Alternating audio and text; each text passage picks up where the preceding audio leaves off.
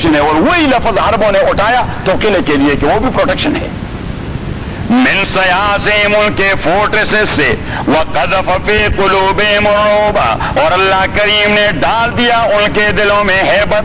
فریقا تقتلون, تو ایک گروہ کو جو فائٹر تھے, فریقا ایک گروہ اہل کتاب میں سے, تقتلون انہیں آپ قتل کرتے رہے, وتاسرون فریقا, اور قید میں ڈالتے رہے یعنی اسیر بناتے رہے, اور اسیر بناتے رہے, قیدی بناتے رہے, فریقاً دوسرے گروہ کو یعنی ان کے خواتین اور ان کے بچوں کو. وَأَوْرَثَكُمْ أَرْضَهُمْ, اور اللہ نے دے دیا آپ کو, اورثکم میراث میں دے دیا. تو میراث کا لفظ اس لیے استعمال کر دیا کہ وداؤٹ اینی کاز اللہ نے دے دیا آپ کو. جس طرح میراث آدمی کے ملک میں آ جاتی ہے, اس نے اس کے لیے کوئی تگودو نہیں کیا, باپ مر گیا اور میراث آ گیا. صحیح, اس لیے اسے کہتے ہیں ملکیت اجباری. میراث کو کیا کہتے ہیں؟ ملکیت اجباری. ایک ہوتا ہے ملکیت اختیاری. اب قریشی صاحب کا یہ ٹیپ ریکارڈ اس کی ملکیت ہے, لیکن یہ اختیاری ہے. اختیاری ان سینس کہ اس نے خرید لیا ہے اپنے اختیار سے. لیکن میراث جو آ جاتی ہے وہ ملکیت اجباری, بائی فورس آ گیا ہے. بائی فورس مینس کہ وہاں پہ آپ کے کنسنٹ کی بھی ضرورت نہیں ہوتی. وہاں پہ آپ اگر کہیں بھی کہ میراث مجھے نہیں ملنا چاہیے, لیکن پٹواری جب انتقال کرے گا تو آپ کا نام لکھے گا اس میں. پاکستان میں جب پٹواری, کیونکہ وہ تو مولوی صاحب سے مسئلہ پوچھ لیتا ہے کہ بھائی آدمی مر گیا ہے, اس کے اتنے ورثہ ہے, یہ مر گئے ہیں, تو مولوی صاحب اسٹمپ کر کے بھجوا دیتا ہے, اسی کے انداز پر وہ انتقال بنا دیتا ہے. کیوں لالا کس طرح کرتا ہے؟ یہی اسی طرح کرتا ہے. وَأَوْرَثَكُمْ أَرْضَهُمْ, وَأَوْرَثَكُمْ أَرْضَهُمْ, تو اسے کہتے ہیں اجباری ملکیت. میں نے آپ کو ملکیت میں بتا دیا تھا کہ اسباب جو ملکیت پیدا کرتے ہیں وہ کتنے ہیں, اس سے بات نہیں چلے گی. کہ دو قسم کے اسباب ہیں, ایک کو کہتے ہیں اسباب منشئہ اور دوسرے کو کہتے ہیں اسباب ناقلہ. اسباب منشئہ وہ سبب ہوتا ہے جو آپ کو اونرشپ دے دیتی ہے فرام دا ویری بگننگ, کہ اس چیز پر آپ سے پہلے کسی کی ملکیت نہیں تھی. سمندر میں تیرنے والی مچھلیاں کس کی ملکیت ہیں؟ کسی کی بھی نہیں, بس جس نے پکڑا اس کی ملکیت شروع ہو گئی. تو وہاں پہ شکار کھیلنا یہ ہے وہ سبب جو فرام دا ویری بگننگ فش پر آپ کو ملکیت دے دیتی ہے, کسی فرندے پر آپ کو ملکیت دے دیتی ہے, کسی معدن ریکاز اور کنز اور ٹریجری, ہڈن ٹریجری پر آپ کو ملکیت دے دیتا ہے. اس کو کہتے ہیں اسباب منشئہ. اور دوسرے کہتے ہیں اسباب ناقلہ, کہ کسی کی ملکیت ہے وہاں سے ٹرانسفر ہو رہا ہے. اسباب ناقلہ للملکیہ, وی ٹرانسفر دی ملکیہ فرام ون ٹو انادر. اسباب ناقلہ میں دو قسم کے ہیں. ایک وہ جو سبب بطور خود ملکیت کے لیے ہی وہ کیا جاتا ہے, یہ جو سبب ہے ملکیت کے نقل کا, انٹینشنلی وہ عمل کیا جاتا ہے اس لیے کہ یہ ٹرانسفر ہو جائے. اور دوسرا یہ ہے کہ جس سبب کا ارتکاب کر رہے ہیں وہ اصلاً کسی اور مقصد کے لیے ہوتا ہے, لیکن بطور سپلیمنٹری اور سیکنڈری طور پر یہ چیز ملکیت میں آ جاتی ہے. تو پہلے والے کا مثلاً بیع اور شراء, purchase and sale, sale and purchase. Sale and purchase آدمی کس لیے کرتا ہے کہ چیز ملکیت میں آ جائے. جو سیل کرتا ہے وہ کہتا ہے اس کے ڈالر میری ملکیت میں آ جائیں, اس لیے کرتا ہے. جو پرچیز کرتا ہے وہ کہتا ہے یہ بیگ فار ایگزامپل, یہ رحل, یہ پریر رگ, یہ میری ملکیت میں آ جائے. تو وہاں پہ تو وہ کنٹریکٹ ہے ہی اس لیے کہ ملکیت کو ٹرانسفر کرے. لیکن ایک کنٹریکٹ ایسا ہے جو بنیادی طور پر ملکیت کے لیے نہیں, ملکیت اس کے پس منظر میں آ جاتی ہے, اور وہ ہے نکاح. وہ ہے نکاح. تو نکاح جب آدمی اور عورت آپس میں کرتا ہے تو نکاح کس پرپس کے لیے؟ وہ اپنے تقاضے پورے کرنے کے لیے, سیکسول تقاضے پورے کرنے کے لیے. لیکن سیکنڈری طور پر مہر کی مالیت شوہر کی ملکیت سے منتقل ہو کے بیوی کے پاس چلی جاتی ہے. حالانکہ وہ نکاح جو کرتی ہے وہ مہر کے لیے نہیں ہوتی. مہر اگر نکاح میں نہ بھی ہو تو نکاح ہو جاتا ہے. صحیح. تو یہ تو ہے اسباب اختیاری. یہ کیا ہے؟ اسباب اختیاری. اور دوسرا ہے اسباب غیر اختیاری. اسباب غیر اختیاری. اسباب غیر اختیاری اسی میں ایک, دو اور تین چیزیں آتی ہیں. ایک وراثت،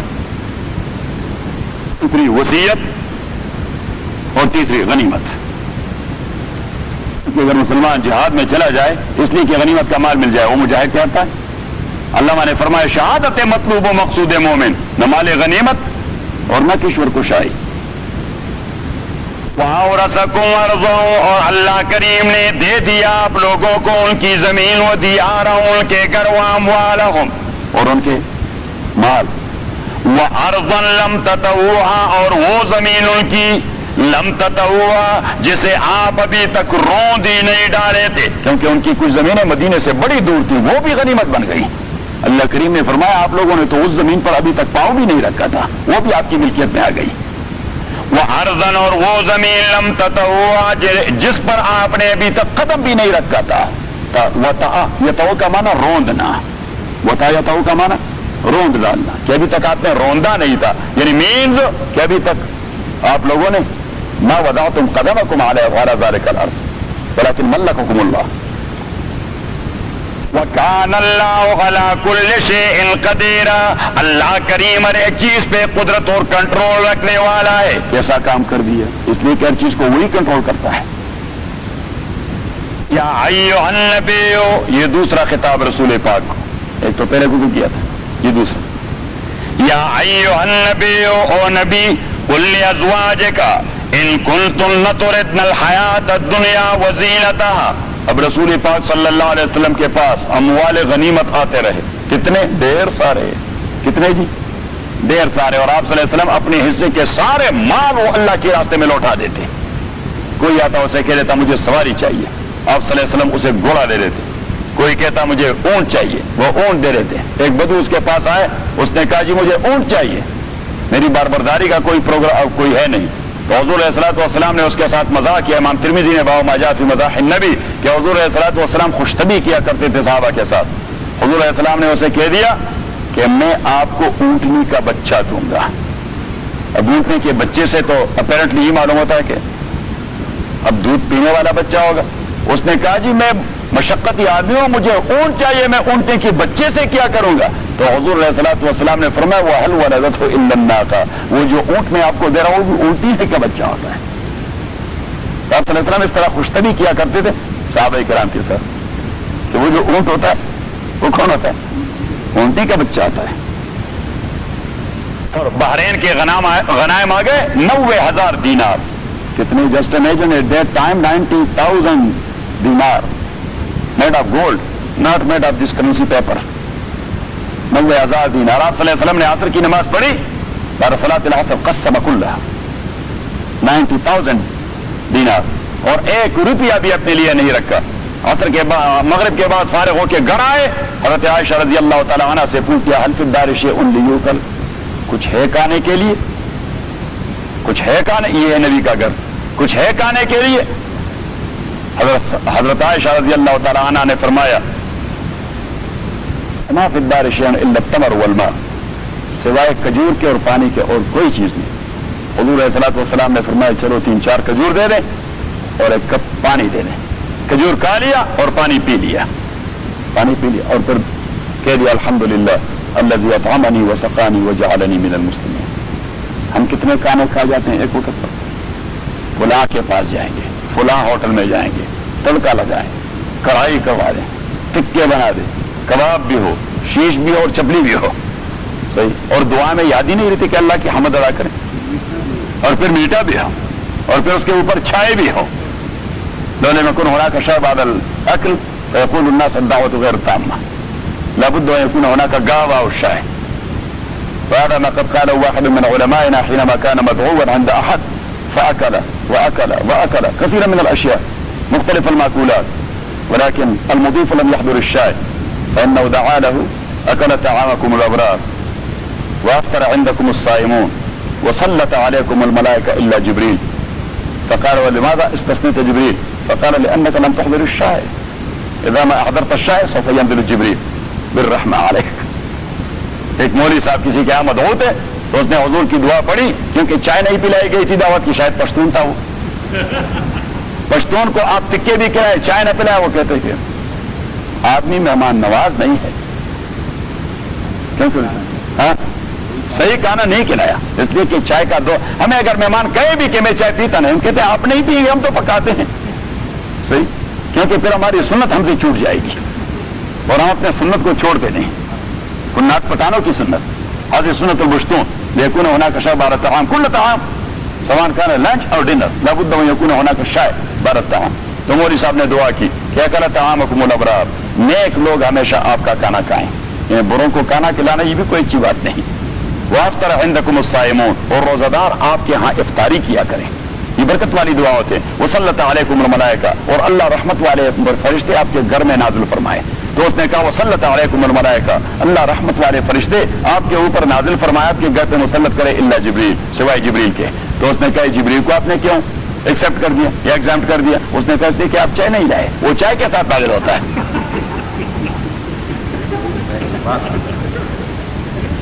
لائی جائے تو جبریل پہنچے گا.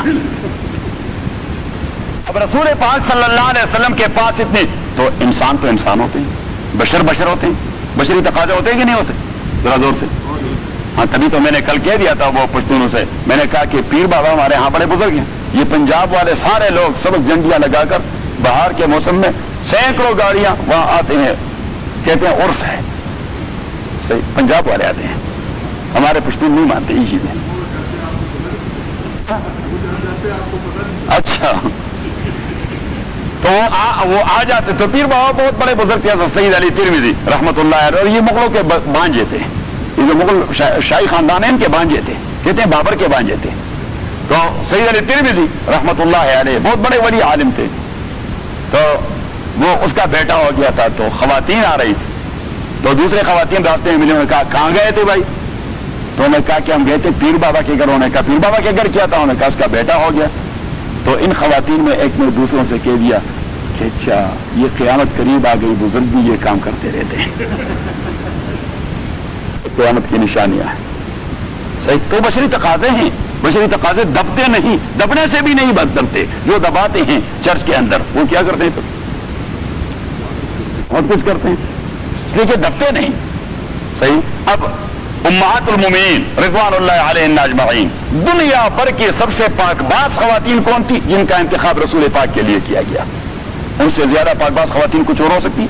عائشہ سے بہترین خاتون، خدیجہ سے بہترین خاتون، ام سلمہ سے بہترین خاتون، زینب بنت جاش سے بہترین خاتون، زینب بنت خزیمہ سے بہترین خاتون، حضرت جویریہ، حضرت ام حبیبہ، حضرت صفیہ، حضرت ماریہ رضوان اللہ علیہن اجمعین، حضرت سودا، ان سے بہترین خواتین دنیا میں ہو سکتی ہیں؟ نہیں ہو سکتی. لیکن انسان تو تھے، وہ دیکھ رہے تھے اتنا سارا مال آ رہا ہے، تو کسی نے ڈیمانڈ کی جی یمن میں ایک چادر ملتی ہے، یمن کا بنا ہوا، کپتان کا. کس چیز کا؟ کپتان کا. کپتان اصل میں عربی میں قطن کو کہتے ہیں، پنبے کا بنا ہوا. اور آج کے دور میں بھی جو سادہ پنبے کا کپڑا بنا ہوا ہوتا ہے خصوصاً پاکستان کا، وہ بڑا قیمتی ہوتا ہے. تو انہوں نے کہا وہ چادر مجھے چاہیے، کسی دوسرے نے کہا مجھے فلاں جوڑا چاہیے، کسی نے کہا مجھے یہ چاہیے یہ چاہیے. حضور علیہ الصلوۃ والسلام ان کے سامنے بیٹھے ہوئے کہتے مالی والی دنیا، میرا ان معاملات سے کیا تعلق؟ آپ نے مجھے دنیا کا ایک بادشاہ سمجھا ہوا ہے کہ میں بس شاپنگ ہی کرتا رہوں گا اور آپ کو جوڑے ہی لگاتا رہوں گا، بس رات سے نہیں نکلوں گا اور ٹارگیٹ سے، رات اور ٹارگیٹ.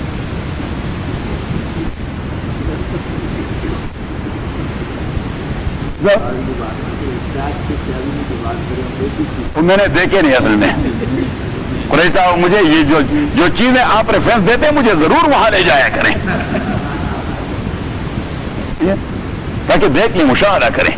مشاہدے کی بات کچھ اور ہوتی ہے. شنیدہ کے بود مانند دیدہ، فارسی کے ایک شاعر نے کہہ دیا کہ شنیدہ کے بود مانند دیدہ، محمد دیدہ اس موسیٰ شنیدہ. صحیح کہ دیکھنے اور سننے کا آپس میں مقابلہ کیا ہو سکتا ہے. موسیٰ علیہ السلام سنتے رہے اور محمد وہ دیکھتے رہے صلی اللہ علیہ وسلم کہ محمد دیدہ اس موسیٰ شنیدہ. تو یہ خواتین آپ صلی اللہ علیہ وسلم سے ڈیمانڈ کر رہی تھی. حضور علیہ الصلوۃ والسلام خفا ہو گئے اور مسجد کے اوپر ایک چھوٹا سا بالا خانہ تھا. تو آپ صلی اللہ علیہ وسلم بالا خانے میں چلے گئے فار سم 29 days. صحابہ کو بھی تشویش لائی ہوئی حضور گھروں میں کیوں نہیں جا رہے؟ شریعت میں ایک چیز ہوتی ایلا، سورہ بقرہ میں گزر چکا ہے. کیا کہتے ہیں اسے؟ ایلا. ایلا کا معنی ان یحلف اللہ یقرب زوجتہ لمدت قضا و قضا، کہ میں آپ کے ساتھ اتنی مدت نہیں ملوں گا. تو اگر وہ 4 مہینے سے کم ہو اسے کہتے ایلا لغوی، اگر 4 مہینے پورے ہوں تو اسے کہتے ایلا شرعی یا اصطلاحی. ایلا شرعی اور اصطلاحی کے پس منظر میں طلاق بائن واقع ہو جاتا ہے. کیا واقع ہو جاتا ہے؟ جب 4 مہینے پورا ہو جاتا ہے طلاق بائن واقع ہو جاتا ہے، پھر تجدید نکاح لازم ہوتی. اور ایلا لغوی اس میں جو آپ نے قسم اٹھایا ہے کہ میں 10 دن آپ کے ساتھ پاس آؤں گا نہیں، 15 دن آپ کے پاس، اسے ایلا لغوی کہ جب بدت ختم ہو جائے بس قسم کا اثر بھی ختم ہو گیا، بات میں آ گئی. تو حضور علیہ الصلوۃ والسلام نے ایلا لغوی کر دیا. کیا کر دیا؟ اور اگر وہ نہ کرتے تو ہمیں ایلا لغوی کا پتہ نہ چلتا. تو یہ معاملہ اللہ کریم نے ایسا ہی بنا دیا. خواتین نے ڈیمانڈ کر دیا اور آپ صلی اللہ علیہ وسلم ناراض ہو گئے اور ایلا کر گئے، ایلا لغوی کر گئے. پھر جب آ گئے گھر تو ان خواتین کو بلایا کہ آئیں، اور اتنے میں حضرت ابوبکر نے آنے کی اجازت مانگی، آپ آ گئے. حضرت عمر نے اجازت مانگی، آپ آ گئے. اس نے کہا یہ کیا ہے جی؟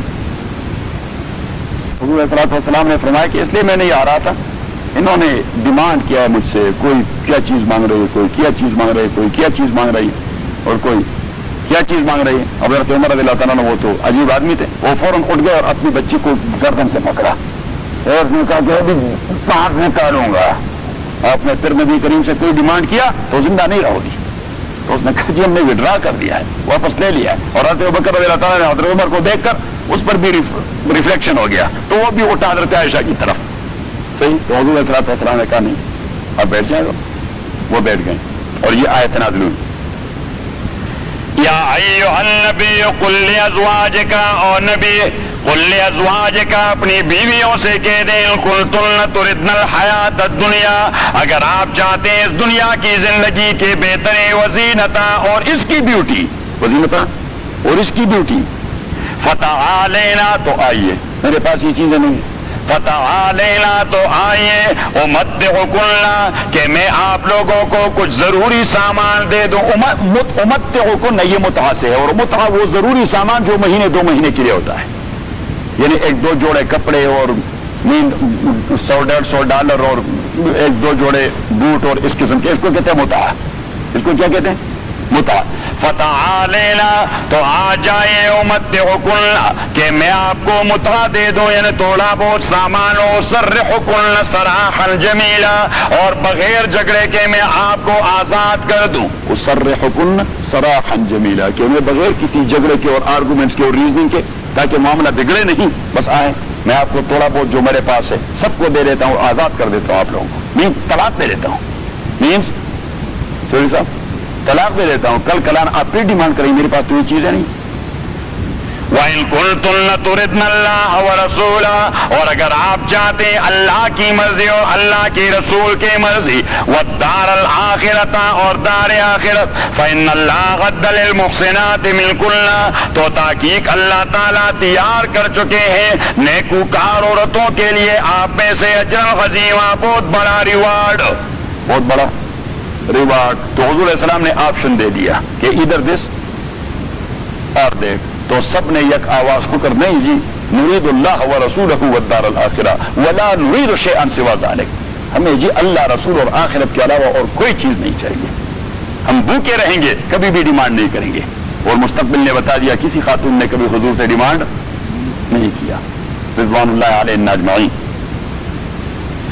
یا نساء النبی، یہ اب خطاب ہے ڈائریکٹ اس کے ساتھ، حضور کی بیویوں کے ساتھ. یا نساء النبی، یا نساء النبی، اور نبی کی بیویوں، من یات منکن بفاحشۃ مبینۃ، جو بھی ارتکاب کرے آپ میں سے مبینہ کلیئر کٹ فاحشہ کا. اب کلیئر کٹ فاحشہ معاذ اللہ حضور کی کسی بیوی میں بدکرداری کا تصور ہو نہیں سکتا تھا، لیکن بفاحشۃ مبینہ اس قسم کے ڈیمانڈ اگر آپ حضور سے کرتے ہیں یہ آپ کے حوالے سے بہت بڑا گناہ ہے. کیونکہ آپ کون ہیں اور ڈیمانڈ کس سے کر رہے ہیں؟ آپ یہ نہیں سوچتے؟ آپ عام لوگ تو نہیں ہیں، آپ نبی کی بیویاں ہیں اور عام شوہر سے ڈیمانڈ نہیں کر رہے. کس سے؟ دونوں جہانوں کے سردار سے آپ یہ ڈیمانڈ کرتے رہتے ہیں. یا نساء النبی من یات منکن بفاحشۃ مبینہ یضاعف لہ العذاب ضعفین، تو اسے سخت عذاب دیا جائے گا مینی فولڈ. یا ڈبل. ضعفین کے معنی ڈبل, کہ جس جرم کے پس منظر میں اوروں کو سنگل عذاب تو آپ لوگوں کو ڈبل عذاب, اس لیے کہ مرتبہ بڑا ہو. الغرم بالغنم, جس چیز کا نفع زیادہ ہوتا ہے اس کا خسارہ بھی بہت زیادہ ہوتا ہے. اگر آدمی $1000 کا بزنس کرتا رہتا ہے تو اس کا نفع ہوگا کوئی $50-60, کتنا ہوگا, تو خسارہ بھی ہوگا $50-60, خسارہ بھی کتنا ہوگا $50,000. الغرم بالغنم. لیکن اگر آدمی ملینز میں کاروبار کرتا ہے, نفع ہوتا ہے وہ بھی ملینز کا ہوگا, خسارہ ہوگا وہ بھی ملینز کا ہوگا. اچھا اچھا تو بن گیا, اور اگر نہیں بنا تو چلا گیا, دیوالیہ ہو گیا. یات بالکل بفاحشۃ مبینۃ, جو بھی آپ میں سے بفاحشۃ مبینۃ اس قسم کی ڈیمانڈ کرے جو نامناسب ہے حضور کی بیویوں کے لیے, حضور سے یضاعف لها العذاب ضعفین, اسے سخت دیا جائے گا عذاب ڈبل فولڈ. وکان ذلک علی اللہ یسیرا, اور یہ کام اللہ کے لیے بڑا آسان ہے. آپ نبی کی بیوی محترم ضرور ہے, لیکن اللہ کیا چاہتا ہے آپ سے؟ اللہ نے تو آپ کو سزا پھر دینی اگر آپ نے وائلیشن کر دی. ومن یقنط منکن, اور جو بھی اطاعت اور اوبیڈینس کرے, قنوت, یقنط قنطا یقنطو, اس کا مصدر ہے قنوت, اور کل قنوت فی القرآن فیتع, قالہ احمد بن حنبل رحمہ اللہ. یہ قنوت کا لفظ جب بھی قرآن میں آئے تو اس سے معنی اطاعت, اوبیڈینس. ومن یقنط منکن, یہ ضابطے ہیں, یہ کیا ہیں ضابطے, اور علامہ زرکشی نے اس پر کتاب لکھی 4 جلدوں میں البرہان فی علوم القرآن, تو وہاں وہ ضابطے بتا دیتا ہے کہ ایسا لفظ جب قرآن میں آئے تو in the context of Quran it will mean so and so. پھر وہ ایکسیپشن بھی بتا دیتا ہے الا فی موضع کذا و کذا, لیکن فلاں جگہ یہ لفظ مثلا اسف کیا, اسف ہائے کے معنی میں آتا ہے. کس کے معنی میں؟ ہائے, افسوس, حسرت, بمعنی الحسرت. لیکن وہ کہتا ہے کہ ایک ایکسیپشن ہے فلما آسفونا انتقمنا منہم, وہاں پہ لفظ آسفونا اسف سے آیا ہے, لیکن وہاں پہ غضب کے معنی میں فلما آسفونا. اللہ کریم فرماتے جب فرعونیوں نے ہمیں غصہ دلایا فانتقمنا منہم, تو ہم نے ان سے خوب انتقام لے لیا. ومن یقنط منکن, اور جو بھی اوبیڈینس کا مظاہرہ کرے آپ میں سے, للہ اللہ کے لیے, ورسول اللہ کے رسول کے لیے, وتعمل صالحا, اور عمل کرے صالح, نوتع اجرا مرتین, تو ہم دیں گے اس کو اجر اس کا مرتین, ڈبل, سزا ڈبل تو اجر بھی ڈبل. وَأَعْتَدْنَا لَهَا رِزْقًا كَرِيمًا, اور ہم نے تیار کر دیا ہے جنت اور آخرت میں ان کے لیے بہترین رزق اور بہترین پروویژن. الحمدللہ رب العالمین, والصلاة والسلام على رسول محمد وآلہ وأصحابہ اجمعین. اللهم ذکرنا من القرآن ما نسینا وعلمنا منه ما جهلنا واذكرنا تلاوته آناء الليل وآناء النهار. اللهم نور قلوبنا بنور الإيمان وزينها بزينة القرآن وكره إلينا الكفر والفسوق والعصيان. وصلى الله تعالى على خير خلقه محمد وآلہ وصحبہ اجمعین. بسم اللہ الرحمن الرحیم. نمبر 32, یا نساء النبی, یہ خطاب نمبر 2 ازواج مطہرات سے, امہات المومنین سے. یا نساء النبی, اور نبی کریم کے بیویوں, لستن کاحد من النساء, نہیں آپ عام عورتوں کی. رسول اللہ صلی اللہ علیہ وسلم himself, he said almost, so individual case, because you are امہات المومنین, in a sense, کہ آپ لوگوں نے رول ماڈل بنتا ہے. تو کوئی چیز اوروں کے لیے جائز ہوگی اور آپ لوگوں کے لیے ناجائز ہوگی. اگر کوئی خاتون اپنے شوہر سے ڈیمانڈ کرے مجھے جس طرح وہ آرٹیشیا سے اس کا جوڑا لا کے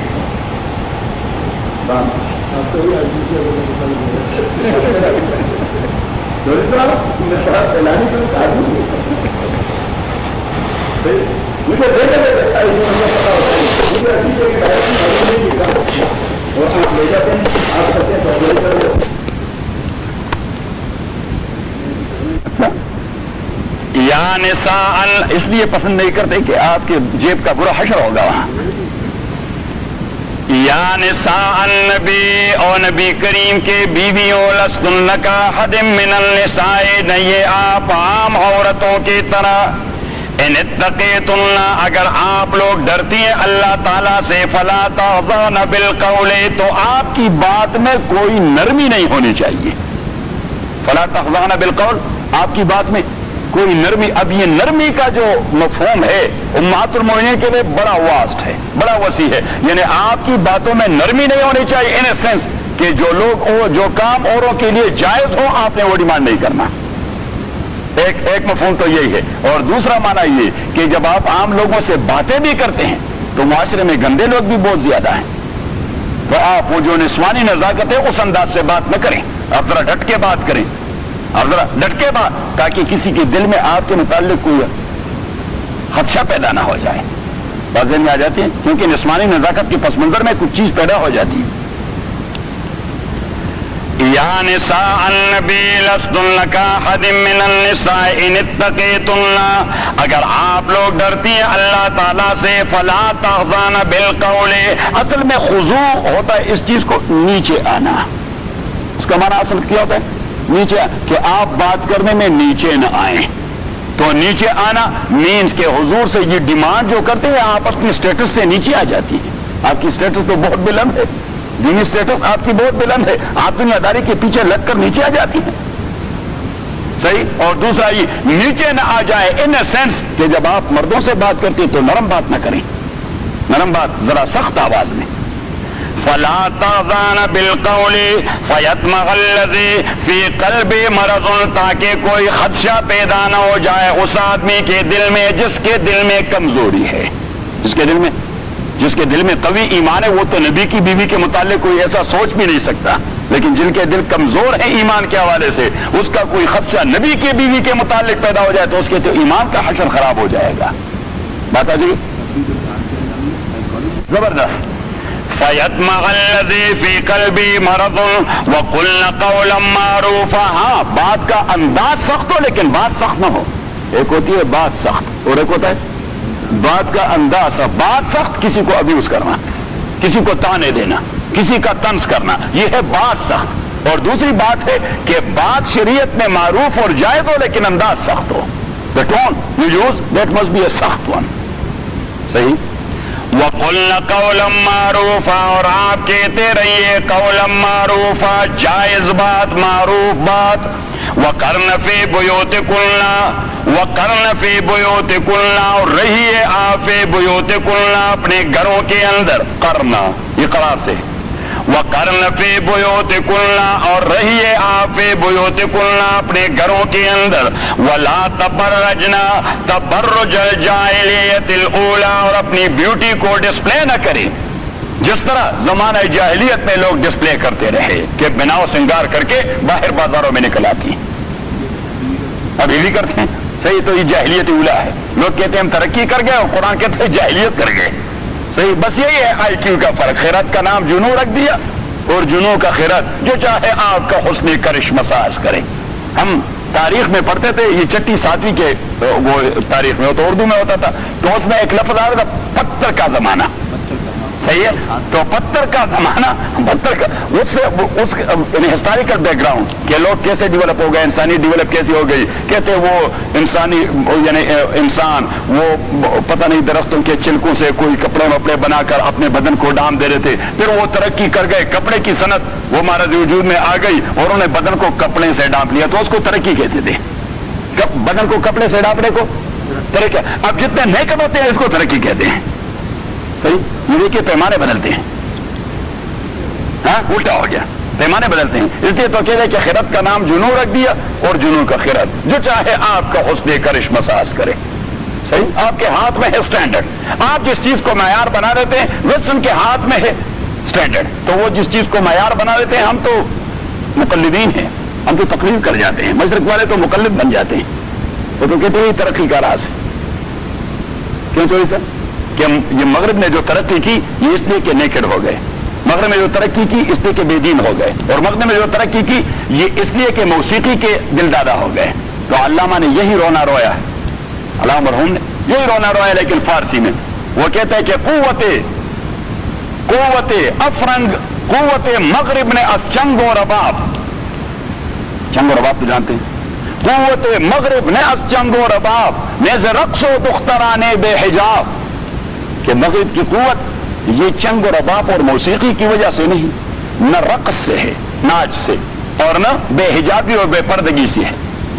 قوت مغرب نے از چنگ و رباب نیز رقص و دخترانے بے حجاب نیز سحر ساحرانے لال روست، ان کے ترقی کا راز اس میں بھی نہیں کہ ان کی رنگتیں سرخ ہیں، صحیح سرخ و سفید ہیں، نیز رنگے کیا میں نے کہا، قوت مغرب نے از چنگ و رباب نیز رقص و دخترانے بے نیز سحر ساحرانے لال روز نیز عریاں ساقنے از قطع مود، ان کی ترقی کا راز یہ بھی نہیں کہ وہ شارٹ پہنتے ہیں، صحیح، اور سکرٹ پہنتے ہیں، اور ان کے جو ہے نا یہ پنڈلیاں یہ نیکڈ ہوتی ہیں، اور یا انہوں نے موت کا کوئی علاج ڈھونڈ نکالا ہے، موت کا کوئی علاج وہ ڈھونڈ نہیں، ایسا بھی نہیں، وہ پیچھے کہہ رہے کہ محکمی اورانا ازلا دینی است، ان کی قوت اور محکمی اور اسٹیبلٹی یہ بے دینی کی وجہ سے نہیں کہ بے دینی نے انہیں کمال پر پہنچایا، محکمی اورانا ازلا دینی است نے فروغش از خط لاتینی است، اور نہ ان کی ترقی کا راز اس لیے کہ وہ الٹے ہاتھ سے لکھتے ہیں، صحیح۔ علامہ ویسے زبردست تجزیہ کیا اس آدمی نے کہ ہم سمجھتے ہیں کہ اس میں یعنی ہم انگریزی زبان کو ترقی کا کرشمہ سمجھتے ہیں، حالانکہ انگریزی میں چیزیں ٹرانسلیٹ ہو گئی تو ترقی کی زبان بن گئی، ادروائز یہ تو بالکل بےہودوں کی زبان تھی، صحیح۔ تو وہ کہتے ہیں کہ محکمی اورانا از لادینیس نے فروغش از خط لاتینیس قوت افرنگ از علم و فنست، یہ قوت انہوں نے کس چیز سے؟ ٹیکنالوجی حاصل کر گئے، نالج حاصل کر گئے، سائنس حاصل کر گئے، ترقی کی، انہوں نے ریسرچ کیا، قوت افرنگ از علم و فنست از ہمی آتش چراغش روشن است، اور اسی آگ سے انہوں نے اپنے چراغ کو روشن کر دیا ہے۔ اور پیچھے وہ کہہ رہے تھے کہ قوت از قطع برید جامہ نیست، کہ قوت کا دار و مدار اس پر بھی نہیں کہ وہ پینٹ پہنتے ہیں اور اوپر سے ٹائی ڈالتے ہیں، ہم صرف انہی چیزوں میں جس میں ہم تقلید کرتے ہیں علامہ نے ایک ایک کر کے اس کو پک کر دیا کہ قوت از قطع برید جامہ نیست، کہ انہوں نے یہ کپڑے اس طرح کے پہن لے جو بدن کے ساتھ چمٹے رہتے ہیں، یہ ترقی کا راز ہے۔ قوت از قطع برید جامہ نیست اور مانع علم و ہنر عما منیست، وہ کہتے ہیں کہ پگڑی یہ علم و ہنر کے راستے میں کوئی رکاوٹ نہیں، صحیح۔ یہ جو ساری ترقی کی تھی علم اور یہ پگڑی والے کی تھی، کس نے کی تھی؟ آپ امام راضی کو دیکھیں گے اتنی بڑی پگڑی سمیت، ابن الحسن کو دیکھیں گے ہاں بڑی پگڑی سمیت، ابن سینا کو دیکھیں گے ہاں بڑی پگڑی، ابو موسیٰ الخوارزمی کو دیکھیں گے بڑی پگڑی سمیت، جابر ابن حیان کو دیکھیں گے بڑی پگڑی سمیت، جس نے مسلم سائنٹسٹ تھے وہ تو ساری بڑی بڑی پگڑیاں اور اتنے لمبے ہاں، مولانا رومی اور اتنے بڑی پگڑی، خیر وہ تو مینز ادب کے آدمی تھے لٹریچر کے، لیکن سائنس کے حوالے سے جتنے سارے بڑے سائنسدان ہیں وہ بڑی بڑی پگڑی اور بڑے بڑے کرتے، تو وہ کہتے ہیں کہ ان چیزوں کے ساتھ ترقی کا کوئی تعلق نہیں۔ وہ کیا ہے؟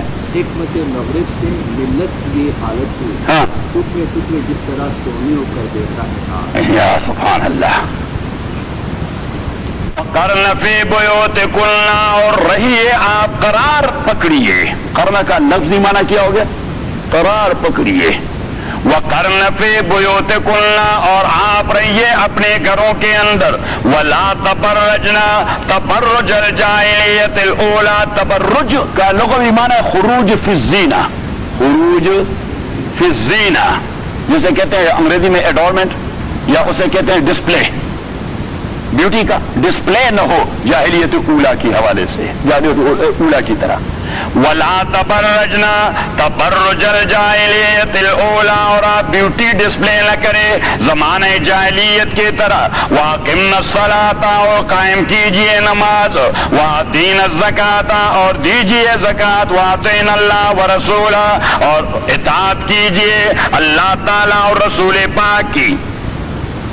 وَأَطِعْنَا اللَّهَ وَرَسُولَهُ، اطاعت کیجئے اللہ اور رسول پاک کی۔ تو اب پردے کا مسئلہ میں نے کہہ دیا تھا کہ ایک سال کے اندر اندر دو صورتیں وہ نازل ہو گئی، ایک غزوہ احزاب کے بعد سورہ احزاب، اور دوسرا غزوہ مریسی کے بعد سورہ نور، غزوہ مریسی کے بعد سورہ نور۔ اور اس زمانے میں منافقین کی سازشیں انتہا تک جا پہنچی تھی، منافقین کی سازشیں انتہا تک، حتیٰ کہ وہ مسلمان عورتوں کی عزتوں پہ حملہ کرنے سے بھی دریغ نہیں کرتے تھے، صحیح. حضرت عمر رضی اللہ تعالیٰ نے فون باٹم لائن پک کر دیا اور اس نے حضور علیہ الصلوۃ والسلام سے عرض کیا کہ اللہ کے نبی پردے کے حوالے سے کوئی طبی حکم ہونا چاہیے. صحیح. حضرت عمر تو بڑے غصیلے آدمی تھے. اس نے کہا جی کوئی. اور ایک بار حضرت عمر رضی اللہ تعالیٰ تشریف لا رہے تھے تو حضرت سودا کو دیکھ لیا. حضور کی بیوی بڑی بوڑھی ہے کیونکہ حضور علیہ السلام کی ساری بیویاں وہ بوڑھی ہی تھی, سارے بیوہ تھی سوائے حضرت عائشہ صدیقہ رضی اللہ تعالیٰ اور حضرت سودا. یہ حضور کی دوسری فرسٹ بیوی ہے. حضرت خدیجہ کے بعد جو حضور نے دوسری بیوی سے نکاح کر دیا وہ حضرت سودا بنت زمعہ رضی اللہ تعالیٰ عنہا, تو اس سے نکاح کر دیا. تو حضرت سودا تشریف لا رہی تھی تو حضرت عمر آ گیا. اس نے کہا کہ اللہ کے نبی میں امہات المومنین کے لیے اس طرح کا آنا جانا پسند نہیں کرتا. حضور علیہ الصلوۃ والسلام نے اسے کہہ دیا کہ عمر آپ ٹھیک کہتے ہیں, آپ ٹھیک. تو فرسٹ حکم آ گیا وقرن فی بیوتکن. یہ جو شارحین بخاری نے علامہ قسطلانی نے 18 جگہ قرآن کریم میں منشن کر دی ہیں. کتنی جگہ؟ 18 جگہ کہ ان کا نزول بعد میں ہوا, عمر کا ڈیمانڈ پہلے ہوا تھا. عمر کا ڈیمانڈ پہلے تھا رضی اللہ تعالیٰ عنہ. عمر کا ڈیمانڈ پہلے تھا رضی اللہ تعالیٰ عنہ اور بعد میں نزول ہوا. ایک حکم یہ ہے پردے کا حکم بعد میں نازل ہوا, عمر کا ڈیمانڈ پہلے ہوا. شراب کی حرمت عمر کا ڈیمانڈ تھا. گریجولی حضور علیہ الصلوۃ والسلام آتے رہے. فرمایا ولا تقربوا الصلاۃ وانتم سکارى. جب نماز کا ٹائم کلوز آ جاتا ہے تو آپ ڈرنکنگ نہ کریں تاکہ آپ ڈرنک نہ ہو اور آپ نماز ٹھیک طریقے سے پڑھیں. حضرت عمر رضی اللہ تعالیٰ سے کہہ دیا کہ عمر حکم نازل ہوا ولا تقربوا الصلاۃ وانتم سکارى. تو حضرت عمر نے اس طرح کہہ دیا اللهم بین لنا فی الخمر بیانا شافیا. خداوندہ کوئی کمپلیٹ حکم ہونا چاہیے, صحیح پرفیکٹ حکم ہونا چاہیے. تو کچھ مدت بعد دوسرا حکم آ گیا اور فرمایا کہ انما یرید الشیطان ان یوقع بینکم العداوۃ والبغضاء فی الخمر والمیسر. اسے کہتے ہیں عقلی قباحت کا ذکر کرنا. کیا عقلی قباحت کا ذکر کرنا. تو اللہ کریم نے عقلی قباحت ذکر کر دیا کہ آپ جوا کھیلتے ہیں اور شراب نوشی کرتے ہیں, اس کے پس منظر میں آپ لوگوں کے جھگڑے پیدا ہو جاتے ہیں اور خون خرابے تک نوبت جا پہنچتی ہے.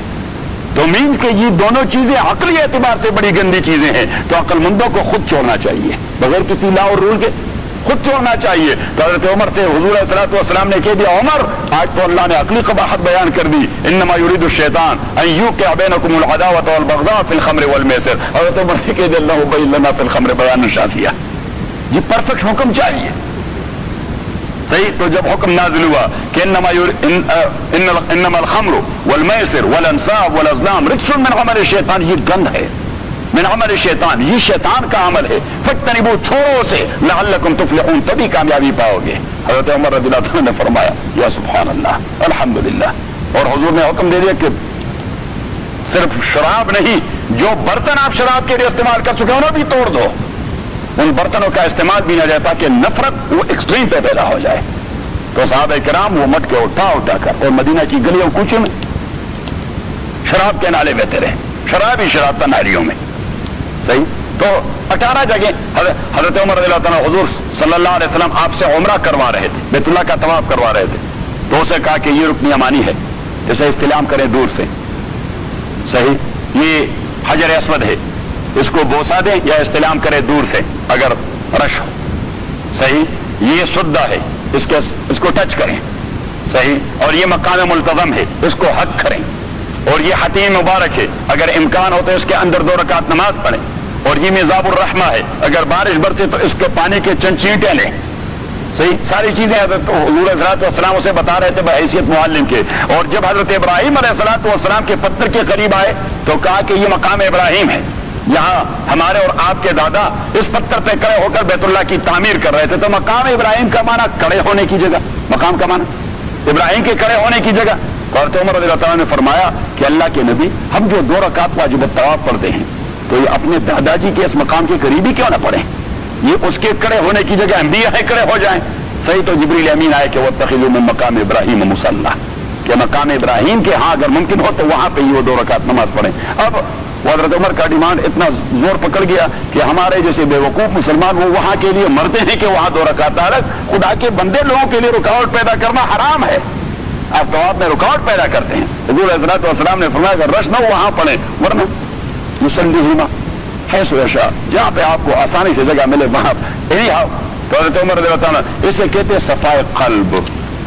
کیا کہتے ہیں؟ صفائے قلب، کہ ان کے دل کتنے ٹرانسپیرنٹ ہو چکے تھے، ان کے دل کتنے ٹرانسپیرنٹ ہو چکے تھے کہ اس چیز کا ریفلیکشن ہو جاتا ان کے دلوں میں. کان بعدی نبی لکان عمر. تو اب یہ صحابہ کرام رضوان اللہ علیہم اجمعین ان کے صفائے قلب کا، جس طرح حضرت ابوبکر رضی اللہ تعالیٰ عنہ غزوہ بدر کے موقع پر حضور علیہ الصلوۃ والسلام کا تقاضا بھی تھا کہ ان لوگوں کو اس طرح چھوڑا جائے، تو اس نے اپنے دونوں مشیروں حضرت عمر اور حضرت ابوبکر کو بلایا. تو حضرت ابوبکر سے پوچھا کہ ان کے ساتھ کیا جائے. اس نے کہا جی ہمارے چچے اور چچا زاد ہیں، ان کو کیا مروائیں گے، بس جو کچھ ہوا وہ ہوا، ان کو رہا کر دیں. حضرت عمر سے کہہ دیا کہ کیا جائے. اس نے کہا جی مجھے آرڈر دیں، میرا بھائی بیٹا ہے، میں اس کا کام تمام کر دوں، یہ ہمارے مقابلے پر آئے ہیں، صحیح ہے. اور حضرت علی کے بھائی عقیل بیٹے ہیں، صحیح، اور اس کے چچا عباس بیٹے ہیں، ان دونوں کا کام وہ تمام کر دیں اور باقیوں پر پھر اللہ اکبر کہہ دیں گے. صحیح. اب حضور کی رائے حضرت ابوبکر کی رائے جیسی، تو حضرت ابوبکر کے دل پر حضور کی رائے ریفلیکٹ ہو گئی تھی، حالانکہ حضور علیہ الصلوۃ والسلام نے ڈسکلوز نہیں کیا تھا کہ میری رائے یہ تھی. یا صلح حدیبیہ میں 1400 صحابہ وہ مخالف تھے. مخالف ان سینس کہ وہ ناقابل تسلیم شرط کو ماننے کے لیے تیار نہیں تھے. یہ ہم سے کیا منوانا چاہتے ہیں، ہم کیوں مانے اس شرط کو، ہم کوئی کمزور توڑے ہیں، نپٹتے ہیں ہم سے. کیونکہ صلح حدیبیہ کے موقع پر تو ساری دنیا پر حضور کا داغ بیٹھا ہوا تھا. تو انہوں نے کہا یہ ہم سے کیا ناقابل تسلیم شرائط تسلیم کرتے ہیں اور کرواتے ہیں. حضرت ابوبکر رضی اللہ تعالیٰ عنہ اس نے حضور سے کہا یہ شرط صحیح ہے جی، یہ ہونا چاہیے. تو اسے کہتے ہیں ریفلیکشن کی بات. اور خصوصی جو صاحب آتے ہیں حضور علیہ الصلوۃ والسلام کے خاص مجلس والے، وہ تو ہی بڑے باکمال لوگ. صحیح.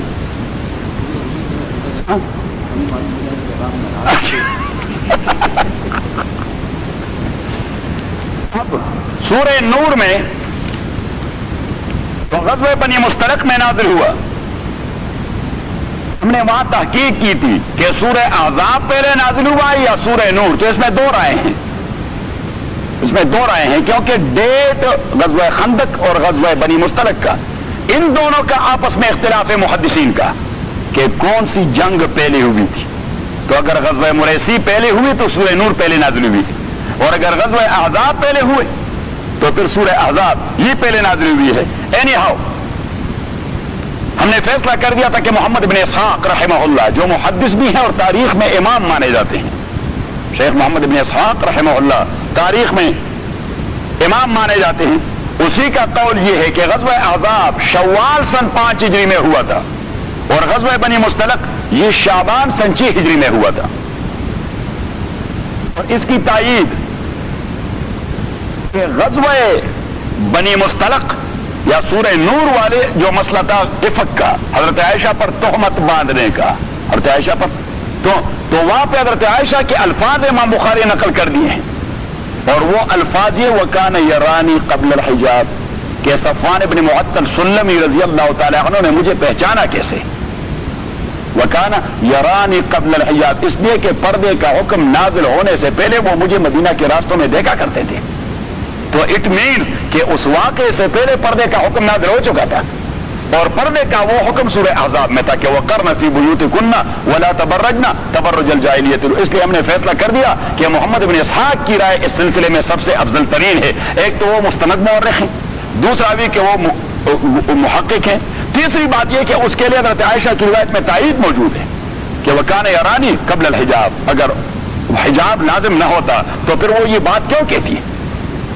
اگر حجاب لازم نہ ہوتا تو پھر وہ یہ بات کیوں کہتی؟ اس نے کہا کہ پردے سے پہلے صفوان ابن معطل سلمی رضی اللہ تعالیٰ مجھے دیکھا کرتے تھے، تو اس نے جب میرے چہرے کو فار دی فرسٹ گلانس دیکھ لیا تو اس نے فوراً مجھے پہچان لیا. تو اٹ مینز کہ وکان یرانی قبل الحجاب کہ حجاب کا حکم نازل ہوا تھا. حجاب کا حکم تو وہ کہاں نازل ہوا تھا؟ وقرن فی بیوتکن، وہ سورہ احزاب میں. تو پھر سورہ نور میں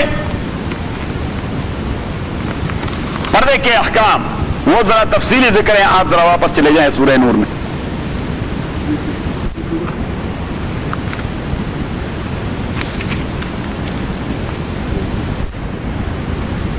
ہم نے کہہ دیا تھا کہ سورہ نور کے ابتدائی آیت میں اللہ نے اس کی اہمیت بیان فرمائی.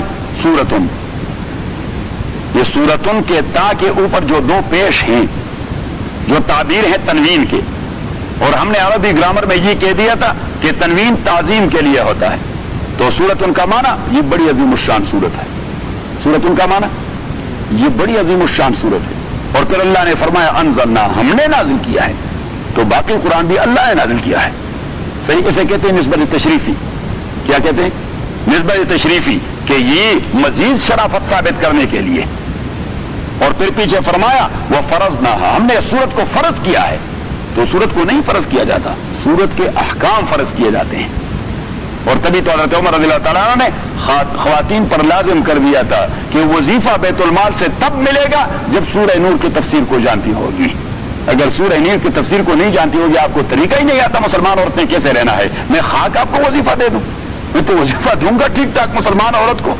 और मुसलमान औरत तब मुसलमान होगी जब वो सूरह नूर पे अमल करे। अब सूरह नूर पे अमल कैसे करेगी?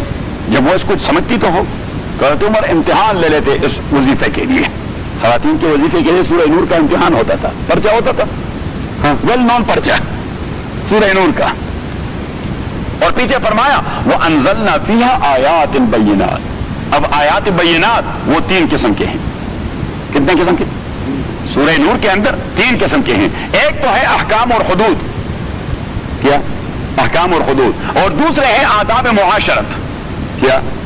आदाब मुआशरत। और तीसरा है तौहीद की बात या अकायद की बात, अकायद की बात। तो अकीदे की बात अल्लाह करीम ने वहां बयान फरमाई, अल्लाहु नूरुस समावाति वल अर्ज़। अहकाम की बात बिल्कुल इब्तिदा में 4 अहकाम जिक्र कर दिए। कितने अहकाम? 4 अहकाम। एक अज़्ज़ानियतु वज़्ज़ानी, के ज़िनाकार को सजा दो। दूसरा अज़्ज़ानी ला यनकिहु इल्ला ज़ानियतन औ मुशरिकतन, के मुशरिकों के साथ निकाह न करो। तीसरा वल्लज़ीना यरमूनल मुहसनात, तो ये 4। और फिर दरमियान में वाक़े इफ़क, दरमियान में वाक़े इफ़क। अब इस किस्म की तोहमतों को आप कंट्रोल कैसे करेंगे?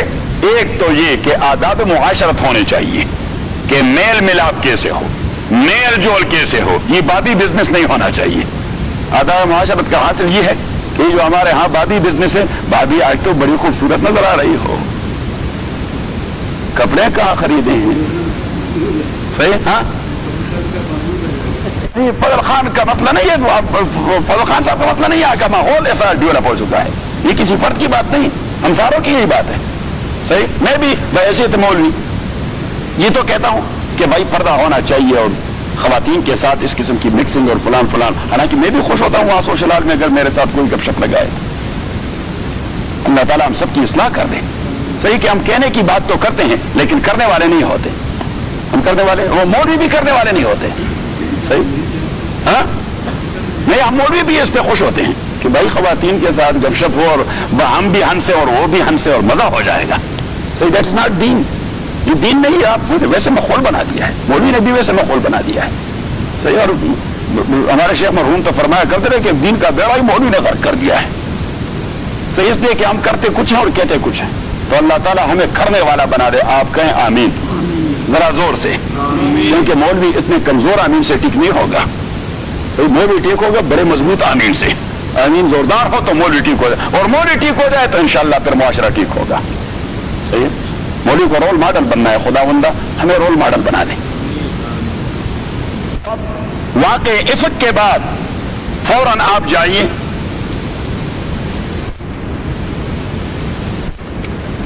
आयत नंबर 27, वहां से आदाब शुरू है, आदाब मुआशरत, और वो जरा समझने के हैं इसलिए कि उससे मुआशरा साले हो जाता है। या अय्युहल्लज़ीना आमनू, ईमान वालों, ला तदखुलू बुयूतन गैर बुयूतिकुम, आप दाखिल न हो जाइए पराए घरों में। गैर बुयूतिकुम यानी अपने घरों के अलावा किसी और के घर में इस तरह दाखिल ना हो जाइए।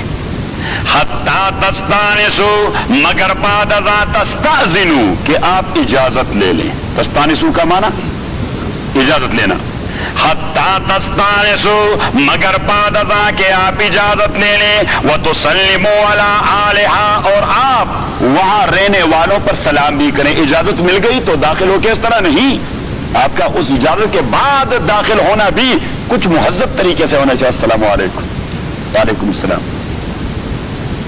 ज़ालिकुम खैरुल लकुम, لعلکم تذکرون، یہ بہتر ہے آپ کے لیے تاکہ آپ لوگوں کے ذہن میں بات آ جائے. فَإِن لَّمْ تَجِدُوا فِيهَا أَحَدًا، اگر آپ نہیں پاتے گھر کے اندر کسی کو، فَلَا تَدْخُلُوهَا، تو داخل نہ ہو جائیے. اس کا معنی یہ نہیں کسی کا گھر خالی ہے تو آپ کو اجازت کلی مل گئی ہے، نہیں. فَلَا تَدْخُلُوهَا، بھائی وہ کسی اور کا گھر ہے، اگر کوئی نہیں اس میں تو اس کا یہ معنی تو نہیں کہ اجازت آپ نے تب لینی ہے جب کوئی ہو اندر، جب کوئی اندر نہ ہو تو الغار کر دیں. فَلَا تَدْخُلُوهَا حَتَّى يُؤْذَنَ لَكُمْ، اللہ کریم نے فرمایا کہ بنیادی اور اساسی چیز پرائے گھر میں داخل ہونے کے لیے اجازت ہے. Permission is must. صحیح. اور یہاں سے میرے خیال میں وہ ہے ٹریسپاسنگ کا مسئلہ. ہاں. وَإِن قِيلَ لَكُمُ ارْجِعُوا، اور اگر آپ سے کہا جائے ارجعوا کہ آپ واپس چلے جائیں، means something is going on inside the house and at that time he is not ready to meet you. صحیح. تو آپ نے کیا چرخانی رکھی ہے کہ میں نے آج ابھی ملنا ہے. وَإِن قِيلَ لَكُمُ ارْجِعُوا، تو یہاں پہ اللہ کریم نے گھر والوں کے ایکسکیوزز کے حوالے سے ان کو کوئی راستہ دے دیا، کیونکہ بعض اوقات گھر میں کوئی ایسا مسئلہ ہوتا ہے کہ وہ وقت گھر والے کے لیے ملنے کا نہیں ہوتا، اندر جھگڑا شروع ہوتا ہے، بھائی بیوی کے ہاتھ سے پٹائی ہو رہی ہے اور اس وقت تو آپ کو اندر آنے دے. تو وَإِن قِيلَ لَكُمُ ارْجِعُوا، اور اگر آپ سے کہا جائے کہ واپس لوٹ جائیں، فَارْجِعُوا، تو واپس لوٹ جائیں. اور بیوی تو ایسی عجیب شے ہے، صحیح، کہ اگر آپ کہہ بھی دیں کہ خدا کا خوف کرو مہمان آئے، وہ کہتے اس کو بتانا چاہتی ہوں. کیوں چوہدری صاحب؟ ہاں ہاں اچھا، کیونکہ ہم اور آپ تو گزر چکے ہیں. صحیح، ہم نے ساری مصیبتیں جی لی ہیں. وَإِن قِيلَ لَكُمُ ارْجِعُوا فَارْجِعُوا، تو واپس ہو جائے. وَأَزْكَىٰ لَكُمْ، یہ آپ کے لیے پیورٹی والی بات ہے، طہارت والی بات ہے، یہ آپ کے لیے تزکیے والی بات ہے. یعنی آپ خامخواہ کمیٹڈ نہ رہے کہ میں نے ابھی آپ سے ملنا ہے. واللہ بما تعملون علیم، اللہ کریم آپ کے کردار کا علم رکھنے والا ہے. لیس علیکم جناح ان تدخلوا بیوتا غیر مسکونۃ، آپ کے اوپر کوئی وبال نہیں اگر آپ داخل ہوتے ایسی جگہوں پر. بیوتن کا معنی جگہ، ایسی جگہوں پر غیر مسکونۃ جس میں رہنے والا کوئی نہیں. لیکن پیچھے تو کہہ دیا کہ اگر گھر میں کوئی نہیں ہے، نہیں رہنے والا کوئی نہیں، تو آپ اندر نہیں جا سکتے. یہاں کہہ دیا رہنے والا کوئی نہیں تو اس جگہوں میں جائیں نہیں، پیچھے اس جگہ کو متعین کر دیا کہ فیہا متاع لکم، یہ ایسی جگہوں کی بات ہوتی ہے جہاں پہ آپ کے ضروریات ہیں. ضروریات مین آپ رافس کے اندر جب جاتے ہیں تو آپ کہتے ہیں میں آئی کم ان سر. صحیح. وانس کے اندر جاتے ہیں تو میں آئی کم ان سر. راس اور تمام چیزوں کے اندر جاتے ہیں، اسٹوروں کے اندر، وہاں پہ میں وائے بیکاز فیہا متاع لکم، کہ وہاں آپ کے ضروریات پڑے ہوئے ہیں. صحیح، آپ کی دنیاوی ضروریات ہیں، وہاں آپ نے جانا ہے وہاں. تو یہ ہے بیوت غیر مسکونہ، کہ وہ رہنے کی جگہ نہیں، وہاں پہ عوام کی ضروریات پڑی ہوتی ہیں. بات ذہن میں آ گئی؟ فیہا متاع لکم. اب اللہ کریم فرماتے ہیں کہ انٹری تو وہاں الاؤ ہے فار ایوری ون، ہر ایک آدمی، ہاں، regardless of his caste, colour, region, religion and so and so on. صحیح صحیح ہے. لیکن پیچھے اللہ کریم نے فرمایا کہ آپ نے اندر جانا ہے تو آپ نے چوری کیا. شیخ مرحوم نے فرمایا کہ ایسا نہیں کہ آپ وہاں چلے گئے اور جیبوں میں چیزیں ڈالتے گئے. پیچھے فرمایا کہ واللہ یعلم ما تبدون، اللہ کریم جانتے ہیں آپ کا وہ عمل اس جگہ کے اندر جو ظاہر کرتے ہیں، وما تکتمون، اور وہ جو آپ پوشیدہ کرتے رہتے. تو means you should not cheat anyone there، کہ آپ کو پرمیشن، عام پرمیشن ملنے کا تقاضا یہ نہیں کہ آپ چیٹنگ شروع کر دیں یا چوری شروع کر دیں. بات سمجھ میں آ گئی؟ قل للمؤمنین یغضوا من ابصارہم، یہ دوسرا ادب. قل للمؤمنین یغضوا من ابصارہم، آپ مومن مردوں سے کہہ دیں یغضوا من ابصارہم. غض یغض غضا، اس کے دو معنی ہوتے ہیں، ایک معنی بند کرنا اور دوسرا معنی نیچے رکھنا. دوسرا معنی ہاں نظریں جھکانا. یغضوا من ابصارہم، کہ وہ نظریں نیچے رکھیں. ویحفظوا فروجہم، اور پرائیویٹ پارٹس کی حفاظت کیا کریں، کیونکہ نظریں جو ہیں یہ پرائیویٹ پارٹس کی جاسوس ہیں. صحیح، جہاں نظر پڑ جاتی ہے وہاں فوراً وہ انگڑائی لے لیتی ہے. ہاں، تو اللہ کریم نے فرمایا کہ اگر آپ پرائیویٹ پارٹس کی حفاظت کرنا چاہتے ہیں تو آپ نظروں کو نیچے رکھیں. اور خصوصاً یہاں امریکہ میں چل پھر کے کیوں فاروق صاحب صحیح ہے نا, یہ جاسوس ٹھیک ٹھاک کام کر جاتا ہے. وَيَحْفَظُوا فُرُوجَهُمْ ذَلِكَ أَزْكَىٰ لَهُمْ. اور تبھی تو امام ابو حنیفہ رحمۃ اللہ علیہ سے پوچھا گیا کہ جی اگر رمضان میں کسی عورت پر انٹینشنلی نظر ڈالی جائے تو امام ابو حنیفہ رحمۃ اللہ علیہ نے فرمایا یہ کام تو ویسے بھی حرام ہے, اس سے روزہ مکروہ ہو جاتا ہے, اس سے روزہ مکروہ ہو جاتا ہے. اب شریعت کا مسئلہ ہے کہ آدمی اگر رمضان میں سویا ہوا ہو, رمضان میں سویا ہوا ہو اور اسے احتلام ہو جائے, سیکسول ڈریم, تو روزہ ٹوٹتا ہے اس سے؟ روزہ نہیں ٹوٹتا. لیکن یہاں خاتون کو دیکھ لیا اور آدمی کمزور تھا اور اس کو ڈسچارج ہو گیا تو امام ابو حنیفہ رحمۃ اللہ نے فرمایا روزہ ٹوٹ گیا. روزہ وہ دیکھتا کیوں تھا؟ یہ انٹینشن ہے. قل للمؤمنین یغضوا, یہ آدمی جینیس تھا. قل للمؤمنین یغضوا من ابصارهم ویحفظوا فروجهم ذلک ازکی لہم. یہ پاکیزگی والی بات ہے ان کے لیے. ان اللہ خبیر, اللہ تعالی خبردار ہے, بما یصنعون, اس عمل سے جو وہ کرتے رہتے ہیں. تو سن ایک ہوتا ہے عمل اور ایک ہوتا ہے صنعت. تو صنعت میں ہوتے ٹیکٹکس. تو اللہ کریم فرماتے جو ٹیکٹکس آپ لوگ کرتے رہتے ہیں اس معاملے میں میں سب کو جانتا رہتا ہوں. صحیح, یہاں عمل کی بات نہیں کی. اللہ کریم نے فرمایا جو ٹیکٹکس آپ اپناتے ہیں اس چیزوں میں, کیونکہ اس کے بہت ایکسپرٹ لوگ ہوتے ہیں, ان کے ٹیکٹکس ہوتے ہیں, آپ کو کوئی احساس نہیں ہوتا کہ یہ کوئی غلط نظر ڈال رہا ہے. تو اللہ کریم فرماتے ہیں میں ٹیکٹکس بھی جانتا ہوں. وَقُلْ لِلْمُؤْمِنَاتِ يَغْضُضْنَ مِنْ أَبْصَارِهِنَّ, اور مومن عورتوں سے بھی کہہ دیں کہ وہ اپنی نظروں کو جھکائے رکھیں. وَيَحْفَظْنَ فُرُوجَهُنَّ, اور اپنے پرائیویٹ پارٹس کی حفاظت کرتے رہیں. وَلَا يُبْدِينَ زِينَتَهُنَّ, اور ان کے زینت وہ ظاہر نہ ہو جائیں. وَلَا يُبْدِينَ زِينَتَهُنَّ, اور ان کی زینت, ان کی بیوٹی ظاہر نہ ہو جائے. ہاں, الا ما ظہر منها, مگر وہ جو ظاہر ہو جاتی ہے ضرورتاً او اضطراراً. یہ آپ لکھ کے وہاں ضرورتاً او اضطراراً, ضرورتاً او اضطراراً. اضطرار کا معنی unavoidable circumstances. اب unavoidable circumstances میں کیا ہوگا؟ کچھ بھی نہیں ہوگا, اس کا انٹینشن تو کھولنے کا نہیں. وَلَا يُبْدِينَ زِينَتَهُنَّ إِلَّا مَا ظَهَرَ مِنْهَا, اور وہ کو لینا زینتهن اپنی بیوٹی, إِلَّا مَا ظَهَرَ مِنْهَا, مگر وہ جو کھل جائے ضرورت کے حوالے سے یا اضطرار کے حوالے سے. وَلْيَضْرِبْنَ بِخُمُرِهِنَّ عَلَى جُيُوبِهِنَّ. اب یہاں پہ دو لفظ ہیں, ایک ہوتا ہے خمار اور دوسرا ہے جیب. خمر یہ جمع ہے, پلورل ہے خمار کا, اور جیوب یہ جمع ہے جیب کا. جیب کا معنی ہوتا ہے گریبان, قمیص کا گریبان جو یہاں سے شروع ہو جاتا ہے, قمیص کا گریبان جو یہاں سے شروع ہو جاتا ہے, اس کی گریبان کہتے ہیں, اس کو کیا کہتے ہیں؟ گریبان کہتے ہیں. اور خمار that is a cover which will cover the whole and entire body of the woman concerned from head to toe. سر سے لے کر, اس کو عربی میں کہتے ہیں خمار. یہ لغوی مسئلہ ہے اس کا. تو امین کہ اس کا بیل ایسا ہونا چاہیے جو سر سے لے کر ٹو تک سارے بدن کو کور کر دے. مرضی میں آ گئی. وہ بھی ہے, وہ تو تہذیب کی بات ہے نا, کہ کوئی برقع استعمال کرتا ہے, کوئی چادر استعمال کرتا ہے, مختلف چیزیں ہوتی ہیں. لیکن مینز کہ خمار اس کپڑے کو کہا جائے گا جو سر سے لے کر ٹو تک سارے بدن کو کور کرے.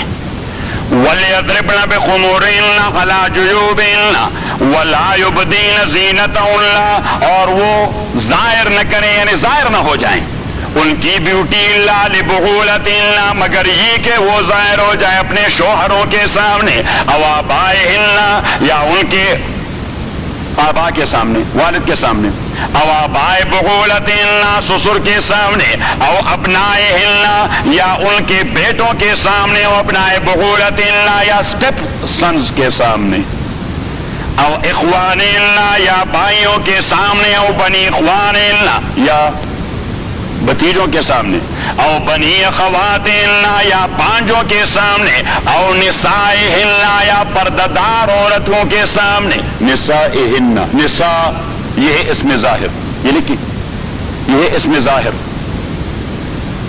اور ہن یہ ہے اسم ضمیر, pronoun, and that pronoun is also for female. اور فیمینن. تو او نسائہن مینز لفظی معنی اس کا ہوگا یا عورتوں کی عورتوں کے لیے. تو عورت کی عورت کون ہوتی ہے؟ وہ کوئی شادیاں کرتی ہے، وہ کوئی لیسبین تھوڑی ہے. صحیح. تو او نسائہن، مفسرین فرماتے ہیں کہ مسلمان عورت کافرہ عورت کے لیے اس طرح اس سے پردہ واجب ہے جس طرح مرد سے واجب ہے. مسلمان عورت کے لیے کافرہ سے اس طرح پردہ واجب ہے جس طرح مرد، اس لیے کہ کافروں میں کوئی تہذیب نہیں ہوتی. اور نسائہن مینز کہ اگر ان کی بیوٹی وہ ظاہر ہو جائے، مینز یہ اور پنڈلیاں، یہ نہیں کہ یہاں سے اوپر نہیں، یہ تو ہے عورت غلیظہ، یہ تو ہے عورت غلیظہ، یعنی یہاں نی سے لے کر نیول تک یہ تو عورت غلیظہ ہے. تو کسی کے سامنے بھی ظاہر کرنا بھی جائز نہیں. اور ذہن آ رہی، یہ باقی حصوں کی بات ہو رہی ہے. جو عام لوگوں سے تو چھپا رکھنا واجب لازم ہے، لیکن اگر باپ بیٹا ہے اور ٹھیک ہے مروت کے خلاف ہے اگر باپ کے سامنے لڑکی کی پنڈلی وہ کھلی ہوئی ہے، نہیں کھولتی. پردے دار خواتین، یا سبحان اللہ، وہ تو شوہر کے سامنے بھی اتنی پردے دار رہتی ہے، اس کی بھی چانس نہیں دیتی. وَلَا يُبْدِينَ زِينَتَهُنَّ إِلَّا أَوْ بَنِي إِخْوَانٍ أَوْ نِسَائِهِنَّ أَوْ مَا مَلَكَتْ أَيْمَانُهُنَّ. ابن عباس نے اس کا ترجمہ کہہ دیا. ملکت ایمانہن تو عام ہے، ملکت ایمانہن یہ عام ہے مرد اور عورت دونوں کے لیے، یا ان کے غلاموں اور کنیزوں کے سامنے. تو ابن عباس رضی اللہ تعالیٰ نے فرمایا لا تغرنکم سورۃ النور، سورۃ النور آپ کو دھوکے میں نہ ڈال دیں غلط تفسیر کرتے ہوئے. غلام کے سامنے اس کی بیوٹی ظاہر ہو جائے تو مسئلہ ہی کچھ اور ہو جائے گا، کیونکہ وہ تو فریکوینٹلی آتا جاتا ہے، اس کے لیے تو کوئی رکاوٹ نہیں. وہ تو پھر وہی کام ہوگا کہ وہ شام تک انڈے شو. صحیح. بس یہ پھر قاری صاحب سے پوچھیں او ما ملکت ایمان اور یہ کیسے پھر لالا کو دے دیں چیوشان کو نشم اللہ تعالیٰ وہ اجلا سے کار بنا کوئی چیوشان کو والا اور تپری دیں. او ما ملکت ایمانہن یا ان کی کنیز اگر گھر میں آ جائے. او التابعین غیر اولی الاربۃ، او التابعین غیر اولی الاربۃ من الرجال، یا ایسے مرد جن کو ان چیزوں کی کوئی تمیز نہیں ہوتی، وہ مینٹلی اور نفسیاتی طور پر اتنے مفلوج ہوتے ہیں کہ ان کے شہوات ہوتے نہیں، ان کے شہوات ہوتے نہیں. ہم انہیں اپنی اصطلاح میں بولا کہتے ہیں. کیا کہتے ہیں؟ بولا. لیکن بولے دو قسم کے ہوتے ہیں. ایک بولا وہ جو بات کو تو نہیں سمجھتا لیکن اس کام کو ٹھیک ٹھاک جانتا ہے، تو وہ نہیں مراد. یہ وہ شخص مراد ہے جس کا نفسیاتی پرابلم یہ ہے کہ ان چیزوں کو جانتا نہیں.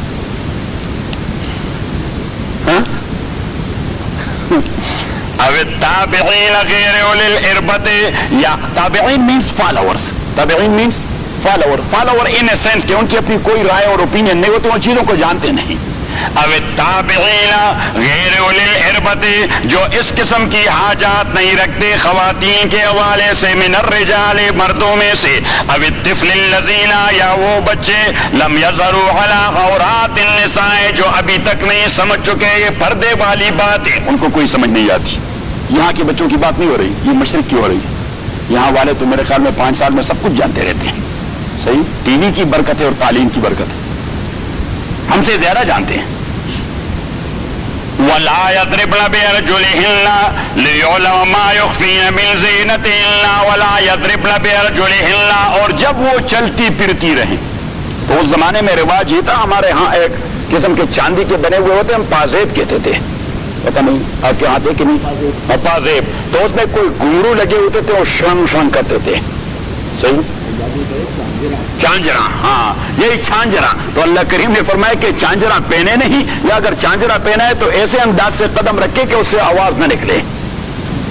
ہاں ہاں چھن، یہ ہے رومانٹک اصطلاح. صحیح. جھنکار کہتے ہیں اسے. وَلَا يَضْرِبْنَ بِأَرْجُلِهِنَّ، اور وہ نہ مارے اپنے پاؤں کو زور سے. لِيُعْلَمَ مَا يُخْفِينَ مِنْ زِينَتِهِنَّ، کہ محسوس ہو جائے وہ جو چھپے ہوئے ہیں مِنْ زِينَتِهِنَّ ان کے جیولری سے. وَتُوبُوا إِلَى اللَّهِ جَمِيعًا، اور آپ رجوع کریں اللہ کے جانب سب کے سب. أَيُّهَا الْمُؤْمِنُونَ، اللہ کریم نے یہاں لفظ توبو کہہ دیا کہ وہ توبو، کیونکہ ان چیزوں کو چھوڑنا بڑا مشکل ہے. اور جب اللہ کریم نے توبہ کہہ دیا تو اللہ کریم نے فرمایا کہ آپ اس کو کیئرلیس انداز سے اپنائیں گے، لیکن یہ ہے گناہ کبیرہ. یہ کیا ہے؟ گناہ کبیرہ. کیونکہ توبہ جو ہوتا ہے وہ گناہ کبیرہ سے ہوتا ہے, صغیرہ سے توبہ نہیں ہوتا. صغیرہ سے نہیں ہوتا. توبہ کس چیز سے ہوتا ہے؟ کبیرہ سے. تو اللہ کریم فرماتے ہیں کہ آپ اسے لائٹ لیں گے لیکن یہ گناہ کبیرہ ہے ساری چیزیں. تو فرمائے وَتُوبُوا, آپ توبہ کریں ان چیزوں سے. وَتُوبُوا إِلَى اللَّهِ جَمِيعًا, اور توبہ کریں یعنی رجوع کریں اللہ کے جانب سب کے سب. أَيُّهَا الْمُؤْمِنُونَ لَعَلَّكُمْ تُفْلِحُونَ, تاکہ آپ کامیابی حاصل کریں. تو اٹ مینس کہ اگر یہ کرو گے تو ناکام رہو گے, یہ کرو گے تو ناکام رہو گے, یہ احکام اپناؤ گے تو کامیاب ہو جاؤ گے. چوتھا حکم وَأَنكِحُوا الْأَيَامَ مِنكُمْ, اور آپ نکاح کا انتظام کریں. الْأَيَامَ مِنكُمْ, ایامہ مینز غیر شادی شدہ کے. وَأَنكِحُوا, اور آپ شادی کا انتظام کر دیں. الْأَيَامَ, غیر شادی شدہ لوگوں کا. مِنكُمْ, آپ میں سے. وَالصَّالِحِينَ مِنْ عِبَادِكُمْ, اور آپ کے غلاموں اور کنیزوں میں جو صالحین ہیں ان کے شادی کا بھی انتظام کریں. کیونکہ وہ غلام ہوئے تو ان کے ڈیمانڈز تو ختم نہیں ہوئے, ریکوائرمنٹس تو وہی ہیں جو آپ کے ہیں. والصالحین من عبادکم و امائکم یکونوا فقراء, اگر وہ غریب ہیں یغنیہم اللہ من فضل, تو اللہ کریم اپنی مہربانی سے انہیں غنی کر دے گا. واللہ واسع علیم, اللہ تعالیٰ وسعت پیدا کرنے والا اور جاننے والا ہے. اب اللہ کریم نے فرمایا کہ ایسا نہیں کہ میرا حکم دے دیا کہ نکاح کر دے تو آپ سرکمسٹانسز کو دیکھے بغیر بس نکاحوں پہ یلغار کریں.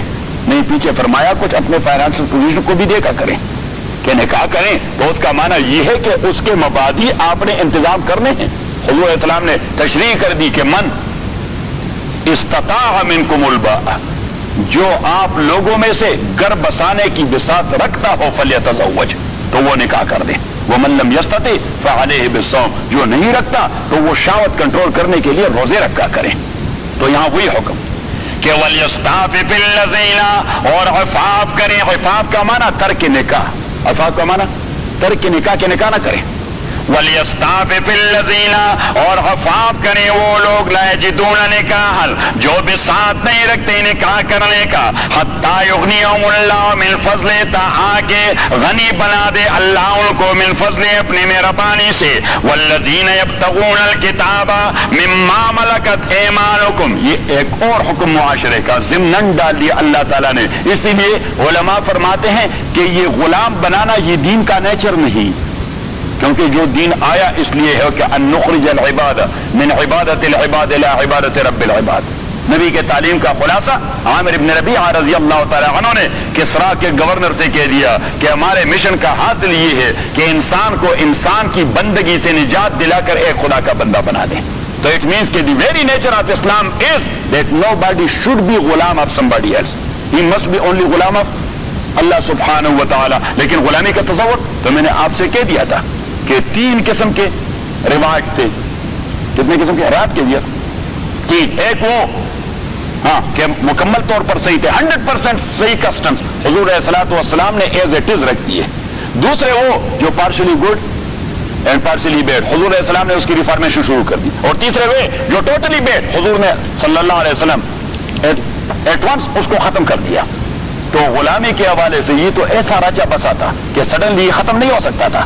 تو حضور علیہ الصلوۃ والسلام نے اس کی اصلاح کروانی شروع کر دی, اس کی اصلاح کروانی شروع کر دی. اور دوسری بات یہ ہے کہ یہ غلامی اور کنیز کا جو مسئلہ ہوتا ہے یہ تو اصل میں ریٹالیشن تھا. کیا تھا؟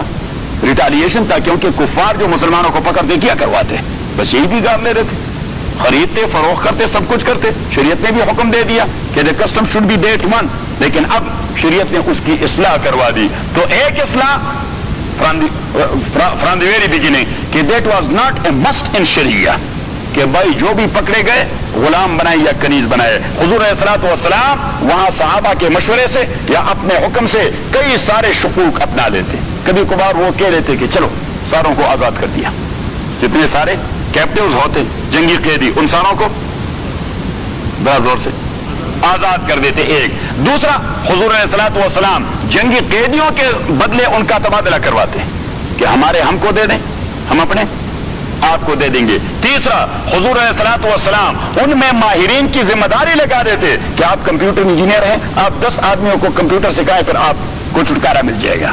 آج کے دور میں کمپیوٹر کی بات کریں گے, جو بھی ان کی اسکل تھی اس زمانے کی, صحیح. تو اس طریقے سے رہا کروا رہے تھے. چوتھے، حضور علیہ الصلوۃ والسلام کبھی جنگی قیدیوں کے حوالے سے مال مانگتے کہ بھائی پر ہیڈ آپ لوگوں نے اتنا ادا کرنا ہے تو ہم چھوڑ دیں گے، پر ہیڈ آپ اتنا دیں گے تو ہم چھوڑ دیں گے. چھٹا، آپ صلی اللہ علیہ وسلم غلام اور کنیز بنا دیتے. تو یہ 6 شقوق میں ایک شق تھا، 6 شقوق میں ایک شق تھا. اور حضور علیہ السلام سرکمسٹانسز کو دیکھتے تھے کہ اس وقت کون سا شق اپلائی کرنا، کیونکہ سرکمسٹانسز پہ ڈیپینڈ کرتا ہے کہ بھائی چھوڑنا، یہ لوگ چھوڑے جائیں، یہ واپس ہمارے اوپر چھڑ دوڑیں گے. صحیح، چھوڑنے والے توڑے ہیں. تو حضور علیہ الصلوۃ والسلام احوال کی مناسبت سے قوم کے ظروف کو دیکھتے ہوئے آپ صلی اللہ علیہ وسلم فیصلہ فرماتے. اور جب آپ صلی اللہ علیہ وسلم تقسیم کروانا شروع کر دیتے تو صحابہ کرام سے کہہ رہے تھے کہ ابھی آپ کے ہو گئے، آپ ماں جانے اور آپ کا کام جانے. آپ غلام رکھتے ہیں یا آزاد کرتے ہیں؟ غلام رکھتے ہیں یا آزاد کرتے ہیں؟ کبھی قیدیوں کو آپ صلی اللہ علیہ وسلم تقسیم کر دیتے تاکہ وہ فیصلہ کر جائے، تاکہ وہ فیصلہ کر جائے. ابو عزیز وہ فرماتے ہیں کہ مجھے ایک انصاری کے حوالے کر دیا گیا، میں قیدی تھا جنگی، ایک انصاری کے حوالے کر دیا گیا. تو وہ کہتے تھے کہ وہ انصاری اور اس کی بیوی، بس میاں بیوی تھے، وہ دونوں کھجور پر گزارا کرتے اور جو کچھ ان کے گھر میں آٹا ہوتا تو وہ میرے لیے روٹی پکاتے اور مجھے دودھ کے ساتھ دے دیتے.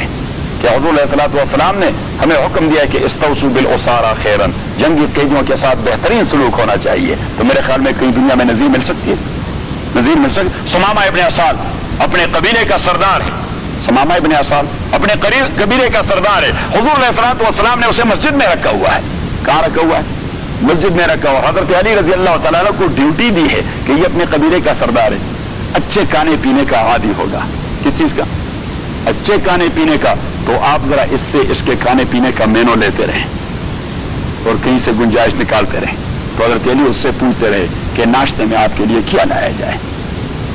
تو وہ بھی خدا کا بندہ تھا، وہ کہہ دیتا کہ ہنی ہونا چاہیے اور 2 انڈے ہونے چاہیے، دودھ گرم ہونا چاہیے، زیتون سے زیادہ ہونا چاہیے. حضرت علی فرماتے ہیں میں کہیں دودھ نکالتا لے آتا اس کے لیے، پھر اس سے پوچھا کہ جناب علی لنچ میں آپ کو کیا کچھ پسند ہوگا. اور ثمامہ ابن اساد وہ فرماتے ہیں کہ حضور آتے تو مجھے اس کی چہرے سے نفرت آ جاتی. یا سبحان اللہ، اس لیے کفر تھا میرے دل میں اور اللہ نے میرے اوپر ہدایت کے دروازے نہیں کھولے تھے. ایک دن حضور علیہ الصلوۃ والسلام آ گئے تو میں نے اسے کہہ دیا کیا محمد، بڑے عجیب آدمی، سردار آدمی تھے. میں کہا محمد صلی اللہ علیہ وسلم ان قتلت ذاتم، اگر آپ نے مجھے قتل کیا تو یہ ایسا خون نہیں کہ رائے گاہ جائے گا. یہ دیکھیے تھریٹ دے رہا ہے، اگر آپ نے مجھے قتل کر دیا قتلت ذاتم تو یہ ایسا خون نہیں کہ رائے گاہ جائے گا. اور اگر آپ نے اس کے ساتھ احسان کر دیا تو احسنت الی شاکر، تو ایسا آدمی نہیں جو احسان کو کبھی بھولے گا.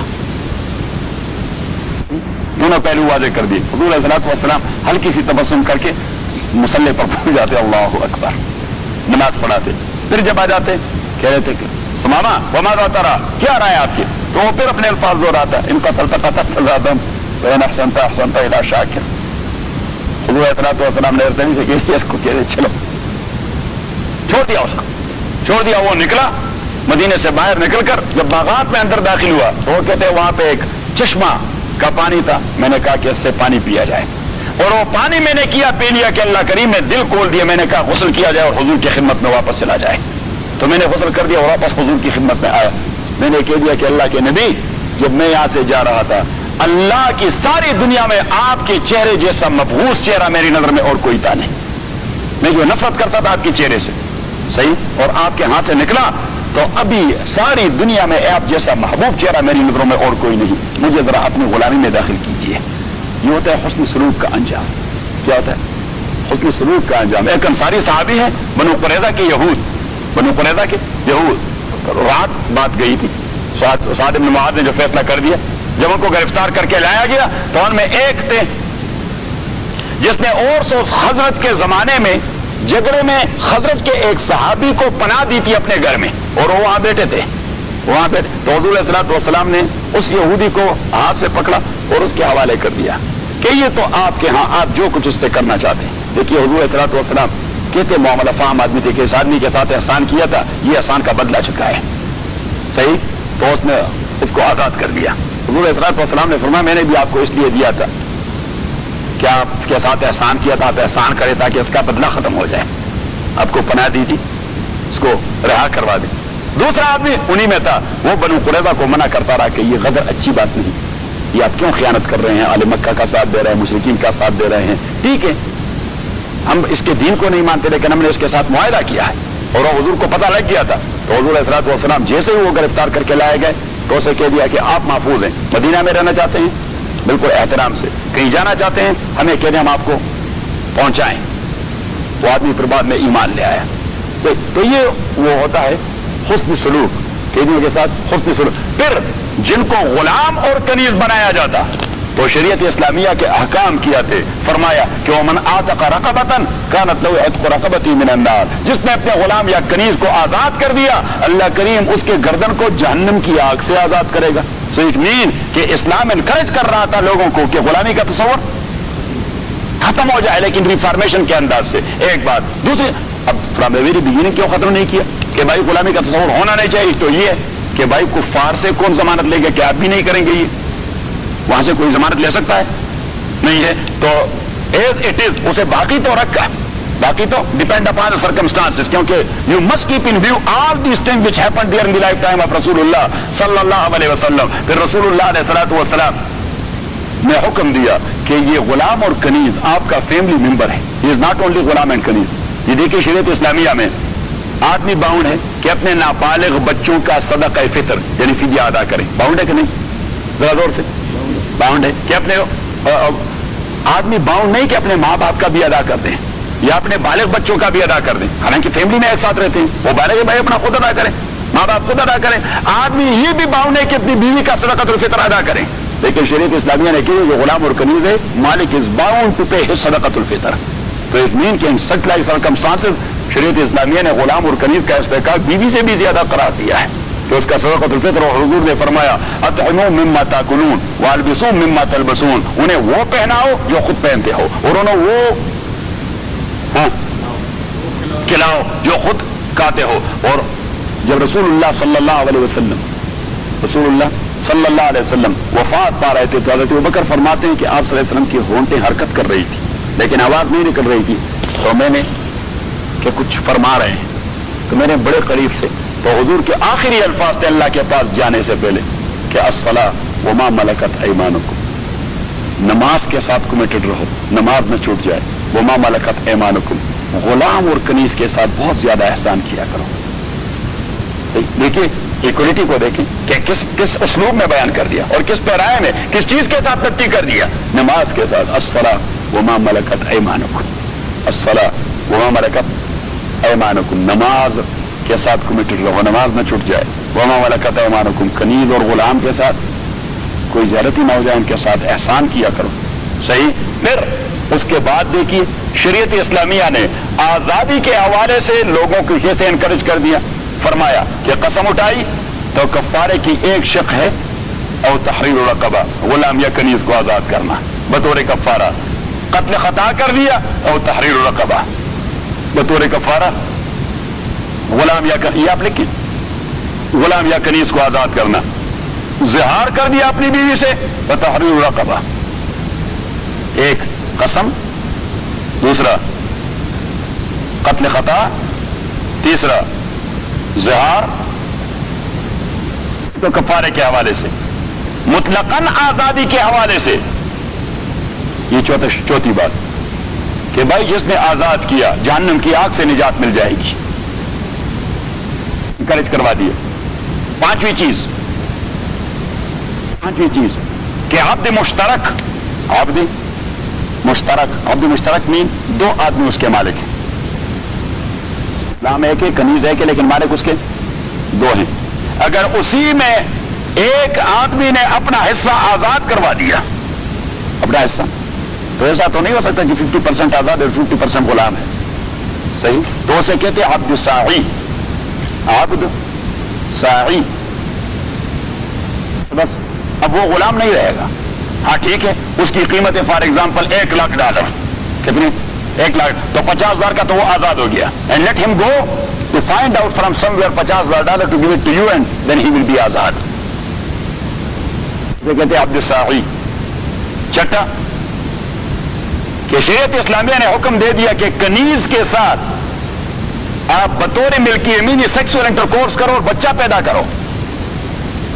اس سے کیا کرو؟ بچہ پیدا کرو. تو مالک جب اپنی کنیز کے ساتھ ہم بستری کرے اور بچہ پیدا ہو جائے تو بچہ تو پیدا ہو ہی جاتا ہے آزاد، کیونکہ وہ تو آزاد باپ کا بچہ ہے. لیکن وہ ماں کو یہ فائدہ دے دیتا ہے کہ اس کی ماں یہ مالک میں فروخت کر سکتا ہے، نہ کسی کو ہبہ کر سکتا ہے، نہ گفٹ کر سکتا ہے، کچھ نہیں کر سکتا ہے، صرف اس سے خدمت لیتا رہے گا. بس خدمت کے حد تک وہ فروخت، بس اس کے فروخت ختم ہو گیا، سیل پرچیز اس کا مسئلہ ختم ہو گیا بچے کی وجہ سے. اور جیسے ہی مالک مر جائے تو ایٹ دا مومنٹ وہ آزاد ہو جاتی ہے. اس کو کہتے ہیں ام ولد. ام ولد. اب یہ بات کہ کبھی کبھار آدمی کہہ جاتا ہے اپنے عبد سے، اپنے غلام سے کہ انت عتیق دبر منی، میرے مرنے کے بعد آپ آزاد ہو گئے، میرے مرنے کے بعد آپ آزاد ہو گئے. تو آدمی اپنے اس بات کو نہ وڈرا کر سکتا ہے، بس جو کہہ دیا تو کہہ ہی دیا، کیونکہ شریعت اسی چیز پر ایگر ہے کہ غلام کو آزادی مل جائے، غلام نہ رہے. کہتے ہیں مدبر، کیا کہتے ہیں؟ مدبر. تو مرنے کے بعد وہ آزاد ہو جاتا ہے، اور اس کو بھی نہ فروخت کیا جاتا ہے نہ اجارے پر دیا جا سکتا ہے، بس صرف آپ اپنی خدمت لے سکتے ہیں. اور 8ویں چیز مکاتب. یہ میں تحقیق صرف اس کے لیے کر رہا تھا. مکاتب آدمی اپنی کنیز یا غلام سے کہہ دیتے ہیں ان ادیت الیہ قضا فانت حر، اگر آپ نے مجھے اتنے پیسے دے دیے تو آپ آزاد ہو جائیں گے. آپ نے مجھے اتنے پیسے دے دیے تو آپ، اس کانٹریکٹ کو کہتے ہیں عقدی کتابت. کیا کہتے ہیں اس کو؟ عقدی کتابت. اور اس غلام اور کنیز کو کہتے ہیں مکاتب. کیا کہتے ہیں؟ مکاتب. اور وہ جو سورہ توبہ کی آیت میں آیا ہے 8 انواع جو زکوٰۃ کے مصارف ہیں، اور اسی میں ہے وہ فی الرقاب. کیا ہے وہ فی الرقاب؟ وہاں فی الرقاب سے یہ مکاتب مراد ہے کہ بھائی آپ اپنے زکوٰۃ اس مکاتب کو دے دیں تاکہ اس کو آزادی مل جائے. اب زکوٰۃ جتنا بھی ہے بس اسے کہنے بھائی کتنے پیسے ہیں؟ جی 50,000 میں نے دینے، 50,000 زکوٰۃ کے فنڈ سے اسے دے دیں تاکہ اسے آزادی مل جائے. تو فی الرقاب. ایسے میں آگے ہاں جیسا صاحب کیا کہہ رہے تھے؟ آزاد تو کر سکتا ہے، وہ تو فائدہ ہے. خیر میں آپ آگے جا سکتے ہیں لیکن شر پہ واپس نہیں جا سکتے. صحیح؟ یعنی مثلا اگر آپ نے ہمیں دعوت دے دی اور ہم آ گئے اور آپ نے کہہ دیا تھا کہ 1 ڈش ہوگا، صحیح؟ تو ہم تو آئیں گے 1 ڈش کے، لیکن اگر آپ نے 3-4 کر دیے تو ہم مزید خوش ہو جائیں گے. صحیح؟ لیکن ایسا پھر ناجائز ہے کہ آپ 1 ڈش بھی وڈرا کر دیں. بھی بات سمجھ میں آ گئی؟ غلام جو ہے کسی کا، اب وہ اپنی زکات دے رہے تو سب سے اچھی بات ہے، لیکن باقی معاشرہ وہ بھی زکات دے رہے تاکہ اس کی گلو خلاصی ہو جائے. ہاں اس کو دے تو وہ تو ہاں وہ اس لیے کہ وہ تو آزاد ہو گیا. اس کو کہتے رقبتن عبد یدن حر. آپ یہ اصطلاح لکھیں تو پھر پتہ لگ جائے گا کہ مکاتب یہ ہوتا ہے یدن حر، اور رقبتن عبد. یدن حر اس کے ہاتھ آزاد ہو جاتے ہیں، اس لیے تو وہ کماتا رہتا ہے تاکہ پیسے جمع ہو جائیں، جہاں سے بھی ہوں جمع ہو جائیں. یدن حر اور رقبتن عبد. گردن کے حوالے سے وہ ابھی تک غلام ہے، گردن اس کا غلام کا ہے لیکن ہاتھ اس کا حر کا ہے. He is independent. As far as his ید is concern he is independent. تو جب وہ انڈیپینڈنٹ ہو گیا تو اب اس کا ہاتھ وہ مالک کا ہاتھ ہے نہیں، اس کا ہاتھ وہ مالک کا ہاتھ نہیں، اور زکوٰۃ کا تعلق ہاتھ سے ہے. ہاں کیا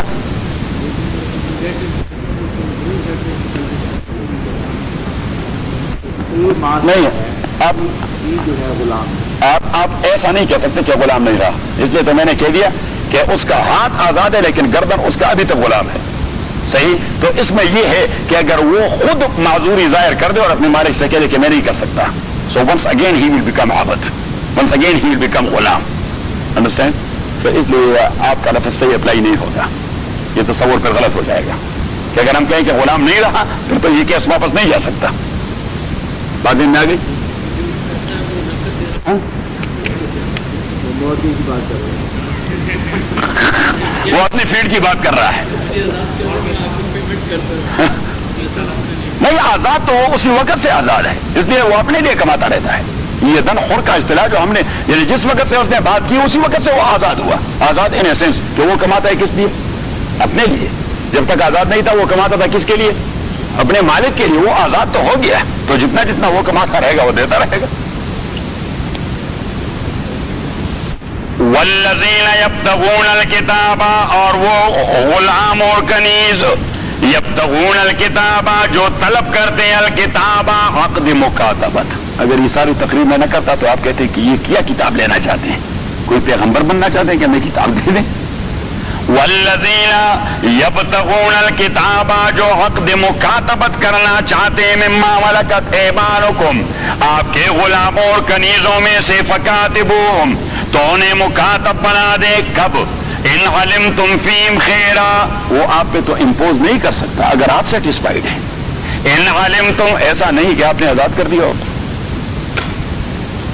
وہ چلا گیا پھر ہاتھ ہی نہیں آ رہا. ان علمتم فیہم خیرا، اگر آپ محسوس کرتے ہیں اسی میں خیر. وآتوہم من مال اللہ الذی آتاکم، صرف سورہ توبہ والی آیت نہیں، یا اللہ کریم نے ایکسپریسلی کہہ دیا. وآتوہم، اور المکاتبوں کو دے دے، من مال اللہ اللہ کے مال میں سے، الذی وہ مال جو اللہ نے آپ کو دے دیا ہے. تو مال تو اللہ نے دے دیا، اس میں اللہ کا حصہ ہے 2.5%. تو اللہ کریم نے فرمایا وہ میرا حصہ اس کو دے دیں. اللہ کریم نے فرمایا وہ میرا حصہ. تو اٹ مینس کہ Allah is eager to release these people from غلامی. وآتوا من مال اللہ الذی آتاکم ولا تکرہوا فتیاتکم علی البغاء. اور کچھ لوگ ایسے تھے، عرب میں گندا رواج تھا کہ اپنے کنیزوں سے وہ یہ پیشہ کرواتے تھے. اپنے کنیزوں سے، کچھ دیوس قسم کے لوگ تھے، اپنے کنیزوں سے کیا کرواتے تھے؟ پیشہ تو جانتے ہیں نا، وہ شاہی مسجد کے قریب بازار ہے، شاہی محلہ کہتے ہیں. تو یہ عجیب عذاب ہے کہ یار وہ شورش نے کتاب لکھی ہے، آپ نے پڑھا، اس بازار میں اس نے بہترین کتاب لکھی ہے.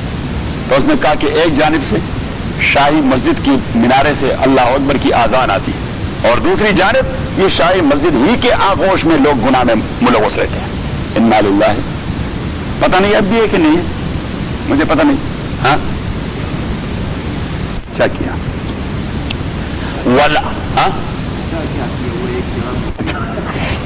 ولا تکرہوا فتح ولا تکرہوا. اللہ رحم فرمائے، ایک بار وہاں پہ مینار پاکستان میں ایک بہت بڑی سیرت کانفرنس تھی، بہت بڑی سیرت کانفرنس تھی. اور صبح سے یعنی ہم رات پہنچے وہ یہ مینار پاکستان والے اسٹیڈیم میں، صحیح.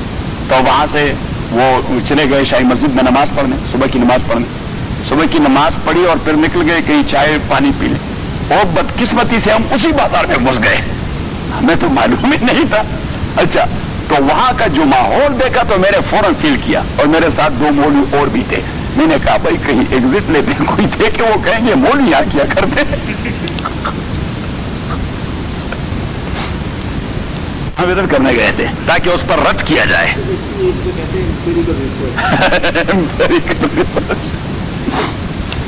وَلَا تُكْرِهُ فَتَيَاتِكُمْ عَلَى الْبِغَاءِ، اور آپ فورس نہ کریں، جبر نہ کریں، فتياتكم اپنے کنیزوں کو، عَلَى الْبِغَاءِ گناہ کرنے پر. بغا زنا کرنے پر. ان اردنا تحسنا، اس کو کہتے ہیں قید واقعی. ان اردنا تحسنا، ان کا تو اصل معنی ہوتا ہے if they want not to do so if they don't want so then you have a بازار دیا. تو اس لیے اس کو کہتے ہیں عربی گرامر کے حوالے سے قید واقعی. ان اردنا تحسنا، کیونکہ عورت فطری طور پر یہ کام پسند نہیں کرتی. عورت فطری طور پر یہ کام پسند نہیں کرتی، کچھ حالات اسے اس جانب لے جاتے ہیں. اب حالات کیا ہیں؟ کبھی کبھار عیاشی ہو جاتی ہے، کبھی کبھار ضروریات ہو جاتی ہیں، کبھی کبھار معاشرے کی گندگی ہو جاتی ہے. یہ چیزیں ان اردنا تحسنا، اس لیے کہ وہ چاہتی ہے تحسنا اوائڈ کرنا. تحسن کا معنی زنا سے بچنا. اور آپ یہ کرتے کس لیے؟ لتبتغوا عرض الحیات الدنیا، آپ ڈھونڈتے اسی کے ذریعے عرض الحیات الدنیا، اس دنیا کے سامان کو یعنی مال کو. وَمَن يُكْرِهُنَّ، اور جو ان پر جبر کرے ان کے مرضی کے بغیر، فَإِنَّ اللَّهَ مِن بَعْدِ إِكْرَاهِ اللَّهِ، تو اللہ کریم ان کے جبر کے پس منظر میں غفور رحیم، ان کے لیے بخشنے والا اور مہربان ہے. کیونکہ ان کا کیا جرم ہے؟ ان کو تو آپ نے مجبور کر دیا ہے، تو وہ کیا کریں؟ ان کو یہاں بھی یہ سزا کہ ان کی مرضی نہیں اور وہاں بھی سزا. تو اللہ کریم فرماتے ہیں کہ اجباراً اگر کسی عورت کے ساتھ زنا کا ارتکاب کیا گیا تو that is not a sin on her side, یہ اس کی جانب کوئی گناہ نہیں. فإن اللہ من بعد اکراہہن غفور رحیم. ہاں ریپ کی بات ہو رہی. فإن اللہ من بعد اکراہہن غفور رحیم. تو اگر خاتون کو بغیر اس کی مرضی کے ریپ کیا گیا تو what will be the consequences? You would never be punished in a court of law and never be punished by Allah subhanahu wa ta'ala. کیونکہ وہ تو اور یہ ہمارے جو پرائم منسٹر صاحب تھے، اللہ اس کا بھلا کر دے کہیں ریپ کا کیس ہو جاتا، یہ ٹی وی کا ایک ڈرام اپنے ساتھ لے جاتا اور کہ تیرے خاندان کو تسلی دینے کے لیے پہنچ گئے. وہ خاتون اس طرح چپ رہی ہے اور یہ ٹی وی پر دکھا رہے ہیں. میں نے کہا یہ کیا خباثت ہے، گندگی ہے. وَلَقَدْ أَنزَلْنَا إِلَيْكُمْ آيَاتٍ مُبَيِّنَاتٍ. وَلَقَدْ یہ دیکھیے صحابہ کرام اس مسئلے میں اتنے محتاط تھے کہ صحابہ کے زمانے میں 4 واقعات ایسے ہوئے. کتنے واقعات؟ 4 واقعات. کسی خاتون کا پتہ نہیں لگتا خاتون کا نام کیا تھا، کسی خاتون کا پتہ نہیں لگتا کہ خاتون کا نام کیا تھا، بس وہ کہتے ہیں امراتن، ایک خاتون تھی. کیونکہ پردے کی بات ہوتی ہے. وَلَقَدْ أَنزَلْنَا إِلَيْكُمْ آيَاتٍ مُبَيِّنَاتٍ. تاکہ ہم نازل کر چکے آپ لوگوں کو آیات مبینات، آیات احکام مبینات کلیئر کٹ بیان کرنے والی. وَمَثَلًا مِّنَ الَّذِينَ خَلَوْا مِن قَبْلِكُمْ. اور میں نے آپ کو سابقہ لوگوں کے واقعات بھی بیان کر دیے ہیں. وَمَوْعِظَةً لِّلْمُتَّقِينَ. اور یہ نصیحت متقین کے لیے. تو یہاں سے پھر توحید کی بات. تو ابھی آپ آگے جائیں، آیت نمبر 46 پر جائیں. کتنی 46. لَقَدْ أَنزَلْنَا آيَاتٍ مُبَيِّنَاتٍ. بالکل وہی الفاظ جو 34 کے پہلے الفاظ تھے. آیت نمبر 34 کے ابتدا کے الفاظ ہیں وہی الفاظ، کیونکہ اسی کے ساتھ نتی کرنا چاہتا ہے، اسی کے ساتھ نتی کرنا چاہتا ہے کہ یہ چیزیں ڈیپینڈ کرتی ہیں اقامت دین پر. یہ چیزیں کب امپلیمنٹ ہوگی؟ اقامت دین ہوگا تو امپلیمنٹ ہوگی. باقی کون امپلیمنٹ؟ انڈیویجول تو نہیں امپلیمنٹ کر سکتا. کوئی موڈ امپلیمنٹ کر سکتا ہے کہ یہ اللہ کا حکم ہے؟ ذرا زور سے. یہ کوئی آربیٹریشن کا کیس ہوتا ہے کہ میڈیشن کا؟ ہاں ذرا زور سے. کرائمز میں آربیٹریشن اور میڈیشن نہیں ہوتی، کرائمز میں لا امپلیمنٹ ہوتا ہے. کرائمز میں ایسی بات نہیں ہوتی، وہ تو سول سائڈ پر ہوتا ہے. کس سائڈ پر ہوتا ہے؟ مالیاتی مسئلہ ہے، آصف صاحب کا قریشی صاحب کا، بس ہم بیٹھ گئے فیصلہ کر دیا. صحیح، آصف صاحب کا، تبسم صاحب کا، اور ہم بیٹھ گئے اور فیصلہ کر دیا. بھائی کرائم کا مسئلہ ہے، یہ ہم کیا فیصلہ کریں گے؟ انڈیویجول تو قانون اپنے ہاتھ میں لے نہیں سکتا کہ وہ حکم کر دے اتنے کوڑے لگاؤ. بھائی آپ کون ہوتے کوڑے لگانے والے؟ اسے کہتے افتیات علی السلطہ، اندھیر نگری کرنا. تو شریعت میں اندھیر نگری نہیں ہے اس حوالے سے. اندھیر نگری وہاں تو پاور سینٹرلائز ہوتے ہیں. وہاں کیا ہوتا ہے؟ پاور سینٹرلائز ہوتی ہے، ایک اتھارٹی ہوتی ہے، اسے کہتے ہیں اسٹیٹ. بس ہاں.